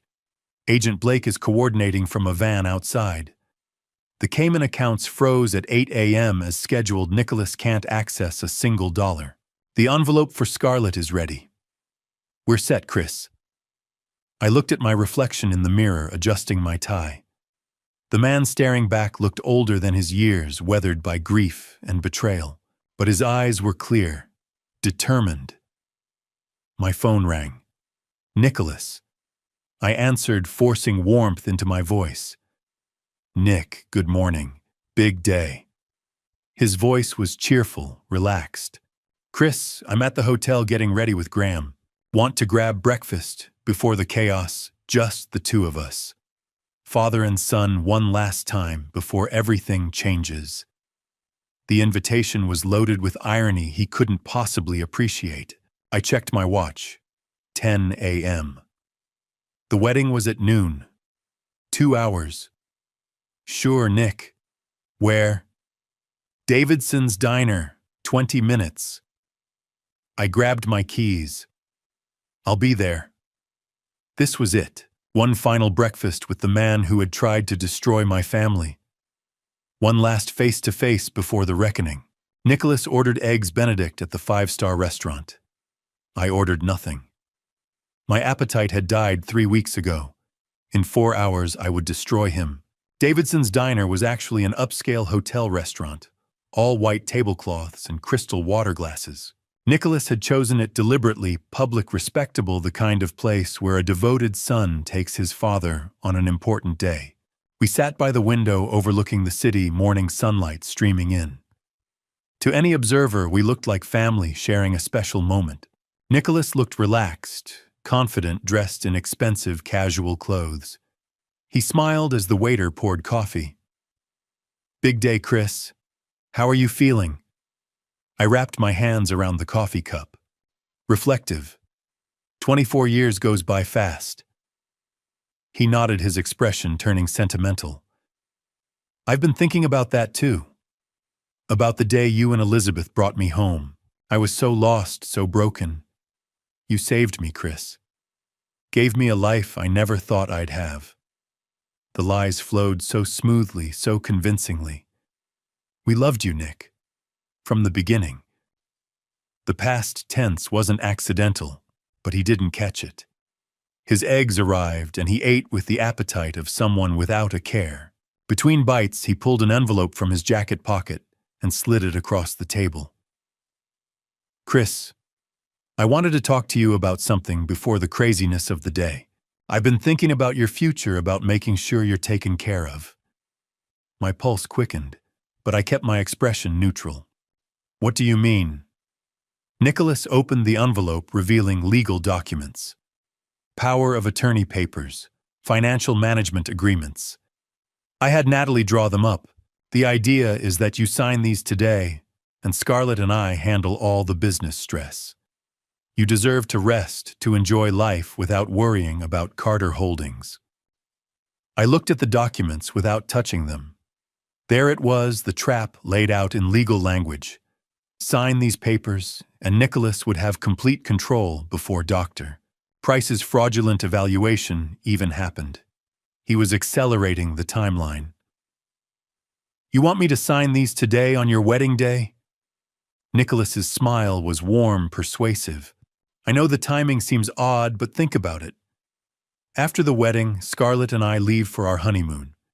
If these are in place, you can truly relax. It's a gift, Chris. Freedom from responsibility. I picked up the papers, scanning them. Every clause was designed to strip me of control, access to accounts, authority, to make financial decisions, everything. Sign these and I would be powerless. I set the papers down and looked at Nicholas. Really looked at him. The young man I had raised. The predator who had tried to murder me was stealing millions, had manipulated my daughter. You're very good, Nick. The best actor I've ever seen. Something flickered in his eyes, uncertainty. I don't know what you mean. I'm just trying to help. I leaned back in my chair, my voice quiet but hard. You'll see the results in a few hours. At the church. In front of everyone. The color drained slightly from his face. Chris, are you feeling all right? You're talking strangely. I stood, pulling cash from my wallet and dropping it on the table. I'm feeling clear-headed for the first time in weeks. See you at the altar, Nick. I walked out, leaving him sitting there with his unsigned papers and his crumbling confidence. Let him wonder. In a few hours, he would know everything. Back home, the house was chaos. Scarlett's bridesmaids filled the living room, makeup artists and hairdressers transforming the space. Music played, champagne flowed, everyone laughed. I slipped upstairs to my bedroom unnoticed. The tuxedo hung ready in my closet. I dressed slowly, methodically, shirt, cufflinks, vest, jacket, tie. Each piece of clothing felt like armor. In the mirror, I looked like any father on his daughter's wedding day. Proud. Emotional. I picked up the manila envelope from my dresser. Inside, all the evidence, all the proof, all the ammunition I needed to destroy Nicholas Stone. FBI arrest warrants, surveillance photos, forensic accounting reports, Laura Winters' testimony, the letter to Scarlett offering her one last chance at redemption. My phone buzzed. Kenneth. All agents in position. Laura is at the church. Blake is ready. It's happening, Chris. I typed back, I'm ready. At 11 a.m., I drove to St. Catherine's Church. The parking lot was already filling with guests, everyone dressed in wedding finery, everyone smiling and excited. FBI agents in plainclothes moved through the crowd. I recognized 3 of them from the briefing, though they blended perfectly. Inside the church, white flowers covered every surface. Ribbon decorated the pews. Soft classical music played. It was beautiful, exactly what Scarlett had dreamed of. And I was about to turn it into her worst nightmare. I found Laura Winters in the back row, dressed elegantly in navy blue, a wide-brimmed hat partially obscuring her face. She nodded at me slightly. Agent Monica Blake, disguised as a wedding guest in a lavender dress, stood near the side exit. 2 more agents flanked the main doors. One positioned himself near the altar, all waiting for my signal. Scarlett's wedding coordinator found me. Mr. Carter, Scarlett's asking for you. She's in the bridal suite. I followed her down a hallway to a private room where Scarlett stood in her wedding dress. She looked breathtaking, Elizabeth's daughter, beautiful and radiant. My heart broke all over again. Dad. She turned to me, tears already glistening in her eyes. Do I look okay? I crossed the room and took her hands. You look exactly like your mother on our wedding day. Beautiful. Perfect. She smiled through tears. I wish she could be here. She is, sweetheart. She's watching. And she loves you so much. I pulled her into a hug, holding my daughter perhaps for the last time before everything changed. Scarlett, I need you to know something. No matter what happens today, no matter what you see or hear, I love you more than anything in this world. That will never change. She pulled back, confusion crossing her face. Dad, you're scaring me. What's wrong? The wedding coordinator knocked. It's time. Guests are seated. I kissed Scarlett's forehead. Nothing's wrong, baby. Everything's exactly as it should be. We lined up for the processional. Music swelled. The doors opened. I offered Scarlett my arm and we began walking down the aisle. 300 guests stood turning to watch us. Flowers, music, smiles, and at the altar, Nicholas Stone waited in his tuxedo, Graham Wells beside him. Nicholas's eyes met mine across the distance, and for the first time since this began, I saw genuine fear in his expression. He knew. Somehow he knew something was wrong. But it was too late. The ceremony had begun. I walked my daughter down the aisle, knowing that every step brought us closer to the moment I would shatter her heart to save her life. The processional music swelled around us, beautiful and haunting. Scarlett's hand rested on my arm, trembling slightly. 300 faces turned toward us, smiling, some dabbing at tears. They saw a father walking his daughter toward her future. I was walking her toward the truth. The aisle seemed endless. White roses lined the path, their scent almost overwhelming. Sunlight streamed through stained glass windows, casting colored patterns across Scarlett's white dress.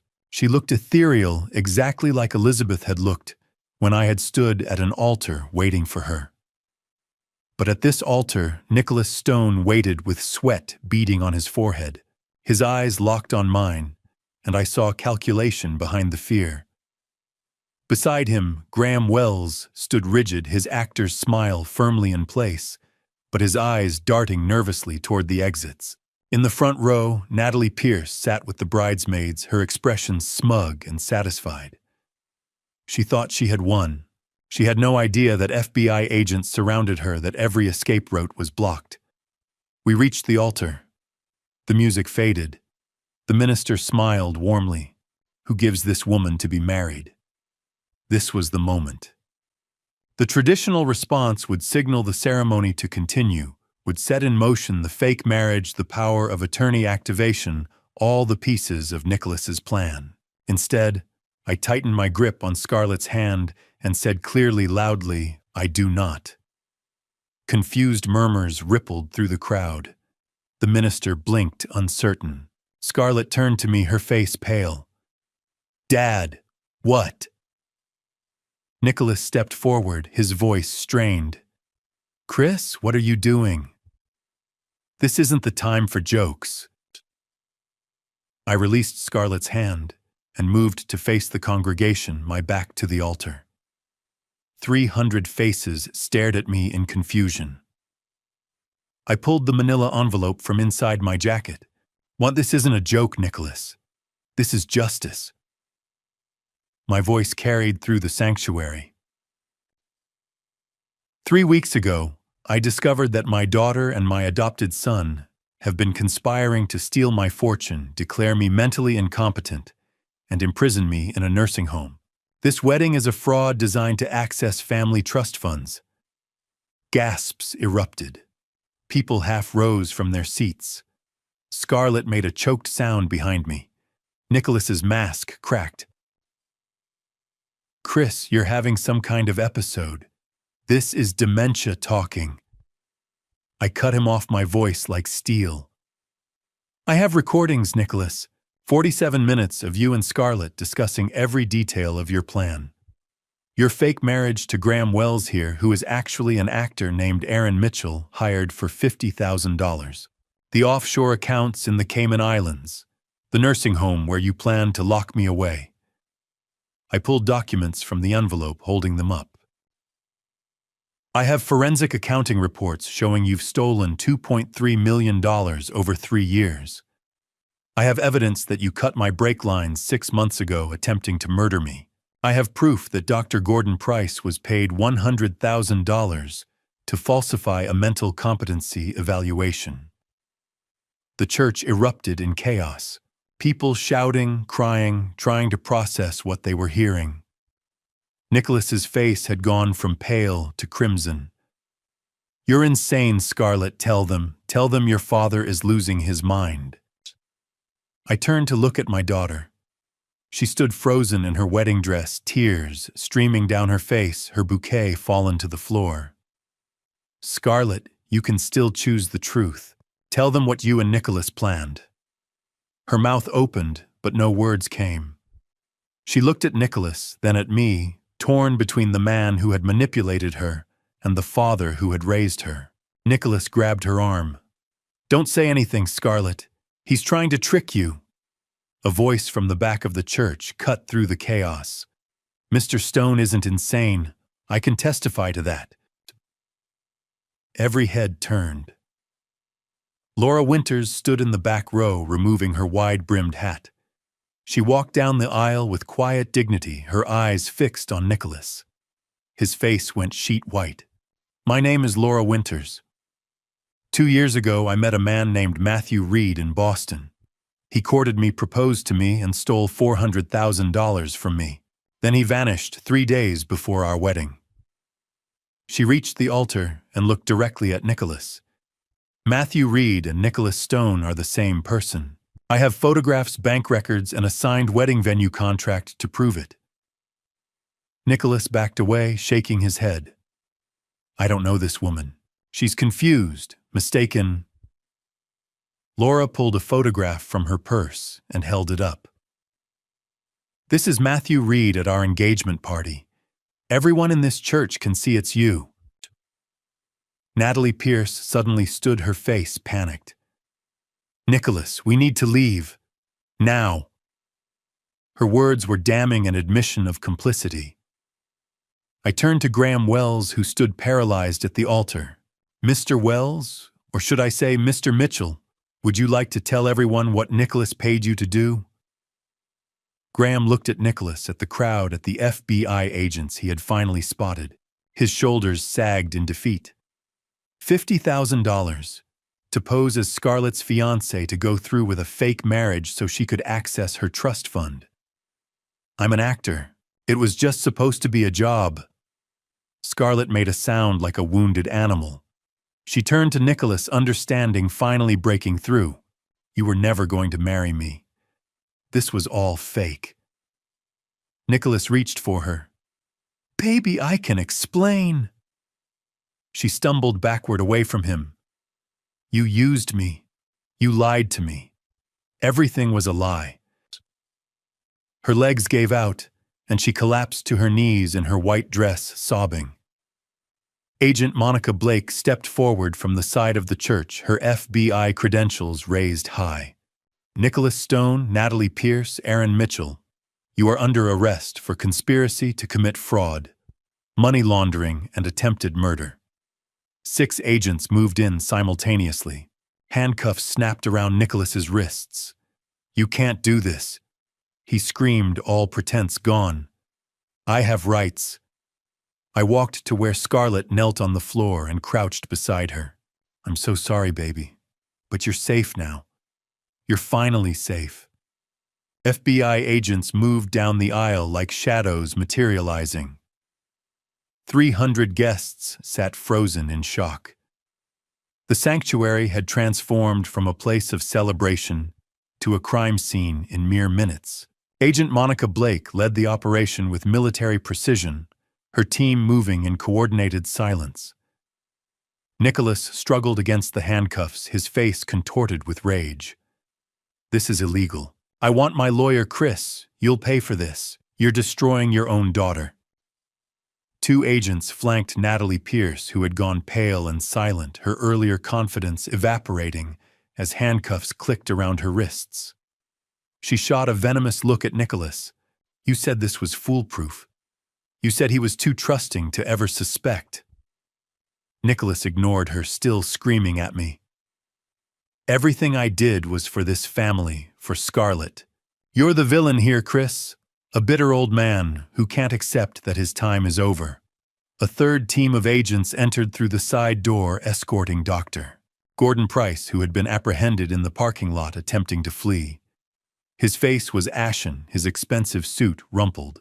The minister stood at the altar, his Bible still open, looking completely bewildered. Agent Blake approached Scarlett, who still knelt on the floor in her wedding dress, makeup streaked with tears. "Miss Carter, I need you to come with us for questioning. You have the right to remain silent." Scarlett's voice was barely audible. Am I under arrest? Blake's expression softened slightly. Not at this moment. But you are a person of interest in an ongoing federal investigation. We need your cooperation. I watched as another agent helped Scarlett to her feet. She looked at me then, and the hurt in her eyes was a knife to my chest. You knew. All this time you knew, and you let me walk down that aisle. You let me stand at that altar believing. Her voice broke. How could you? I stepped closer, but she backed away. I gave you chances, Scarlett. 3 chances to tell me the truth. That night in my study when you almost confessed. The midnight conversation when you chose to defend Nicholas instead. The text message last night. Every time you chose him over the truth. Her face crumpled. Because I was scared. Because I didn't know how to tell you that I'd already done terrible things. Nicholas's voice cut across the church. Scarlett, shut up. Don't say another word without a lawyer. Agent Blake pulled a tablet from her bag and held it up so Scarlett could see the screen. Miss Carter, before you decide how to proceed, I think you should see these. She swiped through photographs. Nicholas and Natalie kissing in a parking garage. Nicholas and Natalie entering a hotel together. Nicholas and Natalie at a restaurant holding hands looking like lovers. Scarlett stared at the images, her face cycling through disbelief, horror, and devastation. No, that's not, he wouldn't. Agent Blake swiped again, showing text message transcripts. Scarlett read them silently, her hands beginning to shake. I knew what she was seeing. Nicholas calling her an idiot. Natalie laughing about how easily Scarlett had been manipulated. Their discussion of leaving her to face federal charges alone while they fled to Singapore. He was sleeping with Natalie. Scarlett's voice was hollow. The whole time, my maid of honor, my best friend Blake, nodded. For at least 18 months. They planned to leave together 2 days after the wedding. You were never part of their escape plan, Miss Carter. You were the scapegoat. Scarlett looked at Nicholas, who had finally stopped struggling. Their eyes met across the church. Tell me it's not true, she whispered. Tell me you loved me. Tell me something about us was real. For a moment I thought Nicholas might show some shred of humanity. Instead, he smiled cold and cruel. You were useful, Scarlett. That's what you were. A way into your father's money. Did you really think I loved you? Look at yourself. You're weak, pathetic, exactly like your father. You made it so easy. The words hung in the air like poison. Scarlett's expression went blank, shock beyond tears, just empty devastation. Agent Blake guided Scarlett to a pew away from the chaos. I followed, sitting on Scarlett's other side. Blake pulled out official documents. You're facing potential federal charges: conspiracy to commit fraud, conspiracy to commit elder abuse accessory to money laundering. If convicted, you could face 15 to 20 years in federal prison. Scarlett made a sound of pure anguish. Blake continued, however, the prosecutor is willing to offer you a deal. Full cooperation, testify against Nicholas Stone, provide all information you have about the conspiracy, help us recover stolen assets. In exchange, the federal charges are reduced to probation and community service. No prison time. I pulled an envelope from my jacket, a different one than I'd shown the congregation. Scarlett, there's something else you need to see. I removed a printed airline reservation. 1 ticket to Grand Cayman, departing 2 days from now. 1 passenger, Nicholas Stone. No ticket for you. He was leaving you behind. She stared at the paper, tears streaming silently down her face. He was really going to abandon me. Leave me to go to prison while he ran away with Natalie. I nodded. You were never his partner, sweetheart. You were his victim. Just like Laura Winters. Just like me. Blake gave Scarlett a moment, then spoke again. Miss Carter, I need your decision. Will you cooperate with the federal investigation? Scarlett looked at Nicholas, who was being led toward the church's side exit in handcuffs. He turned back once his face twisted with contempt. You're pathetic, Scarlett. I hope you rot. She watched him disappear through the door, then turned to Blake with something like steel entering her voice. I'll cooperate. I'll tell you everything. Every conversation, every transaction, every lie. I'll testify against him in court. I want Nicholas Stone to pay for what he's done. Blake nodded with approval. That's a brave choice, Miss Carter. I reached for Scarlett's hand, but she pulled away. Don't, Dad. Not yet. I'm cooperating, but that doesn't erase what I did to you. I don't deserve your forgiveness. Before I could respond, Agent Blake pulled up another file on her tablet. Miss Carter, there's one more thing you should know about Nicholas Stone. We believe he's connected to a death in Seattle in 2015. A woman named Margaret Chen, who died after he stole $800,000 from her. Scarlett's eyes widened. You think he killed someone? Blake's expression was grave. The investigation is ongoing. But yes, we believe Nicholas Stone is responsible for at least one death, possibly more. If you had married him, if you had continued with this plan, there's a strong possibility he would have eventually killed you too. Your father didn't just save your freedom, Miss Carter. He likely saved your life. Scarlett turned to look at me, truly seeing me for the first time since the arrests began. Oh my God. He would have killed me, wouldn't he, once I wasn't useful anymore? I nodded slowly. Yes, sweetheart. I believe he would have. The headlines the next morning screamed about the billion-dollar family fraud scheme. I sat in my study 7 days after the wedding that never was. Newspapers spread across my desk, like evidence at a crime scene. Tech CEO exposes adopted son's elaborate theft ring. FBI arrests $3 million wedding day sting. Father saves daughter from nursing home plot. Each headline felt surreal, as though I were reading about someone else's shattered family, not the ruins of my own life. The media had descended like vultures within hours of the arrests. News vans camped outside my house for 3 days straight. Reporters shouting questions whenever I stepped outside, helicopters circling overhead to capture aerial footage. My phone rang constantly, interview requests from every major network, publishers offering 6-figure book deals, true crime podcasts wanting exclusive access. I refused them all. This wasn't entertainment. This was my family's destruction laid bare for the world to dissect. Kenneth Walsh delivered better news yesterday during our meeting downtown. We've recovered approximately 90% of the stolen funds, Chris. The Cayman accounts were frozen at 8 a.m. on the wedding day, exactly as planned. We've traced and seized assets from all the shell companies, NRS Holdings, Stone Consulting Group, Carter Advisory Services. Your financial situation is largely intact. He shuffled through additional paperwork. Laura Winters will also receive full restitution.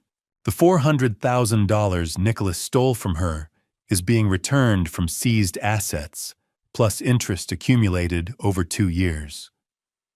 The courts have also awarded her additional damages. That at least was justice. Laura had called to thank me the day after the arrests, her voice thick with emotion, but stronger than I'd ever heard it. Chris, you gave me something I thought I'd never have: closure, and a chance to see that bastard behind bars where he belongs. I told her it wasn't revenge we'd achieved. It was accountability. She laughed bitterly. Sometimes they're the same thing, and sometimes that's perfectly fine. The criminal proceedings moved with surprising speed. Nicholas faced 15 federal charges and 3 state charges: wire fraud, money laundering, conspiracy to commit elder abuse, identity theft, interstate transportation of stolen property, attempted murder through the brake line, sabotage. Each charge carried years of potential prison time. His expensive attorney brought in from New York tried desperately to negotiate. He suggested mental illness defenses claimed Nicholas had a traumatic childhood before his adoption offered character witnesses. But Agent Monica Blake had built an ironclad case. Forensic accounting reports documented every stolen dollar. Recorded confessions captured every damning word. Laura Winters's testimony established pattern and intent. Graham Wells had turned state's evidence. Dr. Gordon Price had pleaded guilty in exchange for a reduced sentence. The federal prosecutor estimated Nicholas would receive 23 to 30 years in federal prison. Natalie Pierce faced 12 charges, likely 10 to 15 years. Dr. Price would serve 8 years and lose his medical license permanently. Scarlett had kept her word about cooperation. Over 5 grueling days of grand jury testimony, she provided detailed, painful accounts of every conversation, every transaction, every manipulation Nicholas had employed. She described how he had isolated her from friends. After Elizabeth's death, convinced her I was becoming incompetent, persuaded her that stealing from me was actually protecting family assets. She revealed the fake therapy sessions he'd billed for pocketing $18,000 while exploiting her genuine grief. She admitted to signing documents she didn't understand, transferring money she knew wasn't hers, staying silent when she should have spoken. Her testimony had been crucial in establishing Nicholas's pattern of psychological manipulation and coercive control. It earned her the cooperation deal, 3 years probation, 500 hours of community service, mandatory therapy, twice weekly, with a licensed trauma specialist, restitution payments, and a permanent criminal record. No prison time, but no escape from consequences. But the real punishment wasn't legal. It was the guilt I saw in her eyes every day, the weight of shame she carried, the way she could barely look at me without tears. She was staying in the guest house now, neither of us ready for her to return to the main residence. The physical distance felt necessary, a buffer, while we both processed the wreckage. We had dinner together twice that first week, stilted, painful conversations over takeout neither of us could taste, where we both tried desperately to find our way back to being father and daughter, but kept stumbling over the chasm of betrayal between us. Last night she asked the question I knew was coming. "Dad, will you ever trust me again?" Her voice was small, childlike, vulnerable, the same voice that used to ask if monsters under the bed were real, if I would always keep her safe. I set down my fork carefully and looked at her honestly, refusing false comfort. "It will take a lifetime to trust you again, Scarlett. Maybe longer, maybe forever. But I'm willing to try if you are. I'm willing to take that first step even though I don't know where it leads." She nodded slowly, tears sliding down her face in tracks that had become heartbreakingly familiar. "I'm so sorry, Dad. For everything. For believing him, for not seeing what he was, for letting him turn me into someone Mom would be ashamed of, for hurting you in ways I can never take back." I wanted desperately to comfort her, to say it was all right, to pull her into my arms the way I had when she was small. But it wasn't all right. Not yet. Maybe not ever. "I know you are, sweetheart." This morning, a letter arrived. Prison mail, Federal Correctional Facility, postmark Nicholas's distinctive handwriting. My hands shook as I opened it. The words inside were crafted to wound. "You destroyed your daughter to satisfy your ego and your need for revenge. She'll never forgive you for what you did to her at that altar, for humiliating her in front of 300 people. You've lost her forever, old man. I hope you're happy with your Pyrrhic victory. Was it worth it?" I sat for a long time, staring at those words, feeling them try to burrow into my mind like parasites try to make me doubt. Nicholas was still trying to manipulate me, still trying to control the narrative, still attempting to win even from behind bars. Then I picked up a pen and wrote a single line on blank paper. "I saved my daughter's life. That was worth everything." I would never send it. Nicholas didn't deserve a response, didn't deserve to know his words had any impact. But writing it reminded me why I had done what I did. Why I had planned for 3 weeks. Why I had gathered evidence. Why I had destroyed my family publicly. Not for revenge, though God knows I had wanted that. Not even primarily for justice, though that mattered deeply. For Scarlett.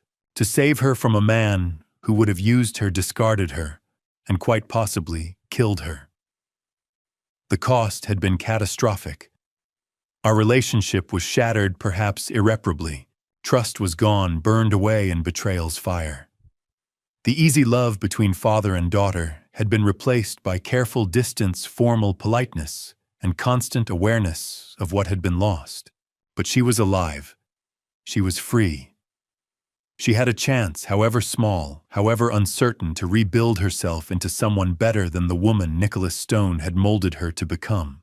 And someday, maybe she would understand that I had made the only choice a father could make when faced with saving his child's life at the cost of her love.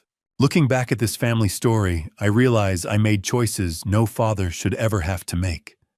I destroyed my daughter's world to save her life. Some nights, I still wonder if there was another way, a gentler path, that wouldn't have shattered her so completely in front of 300 witnesses. But then I remember the airline ticket with only Nicholas's name, the text messages mocking her as a useful fool, the Seattle widow who died after discovering his theft. And I know gentleness would have gotten Scarlett killed. Here's what I learned from this painful family story: trust, once broken, takes lifetimes to rebuild. And sometimes love means making decisions that feel like betrayal in the moment, but prove to be salvation in hindsight. This dad revenge wasn't about punishing Nicholas, though God knows he deserved every year of his sentence. It was about protection, about refusing to let evil wear the mask of family. My advice: don't wait as long as I did. Don't ignore the red flags because you want to believe the best in people. Don't let manipulation disguise itself as love. If something feels wrong, if someone isolates your loved ones, controls their decisions, or makes them question reality, act immediately. Don't give predators 3 weeks to prepare. Don't give them 3 years to steal millions. Trust your instincts, because by the time you have proof, the damage is already catastrophic. God gave me the strength to stand in that church when every fiber of my being wanted to run. God gave me the wisdom to see through Nicholas's deceptions when I was blinded by paternal love. And God, I pray daily, will heal the wounds this family story has left on all of us. Faith didn't make the choices easier, but it made them possible. This dad revenge cost me everything and saved what mattered most. Learn from my pain. Protect your family before the wolves get too close. Because once they're inside your home, the price of removing them is measured in shattered hearts and broken trust. Thank you for staying until the final word. Drop a 2 in the comments. If this dad revenge resonated with you, I genuinely want to know you're there.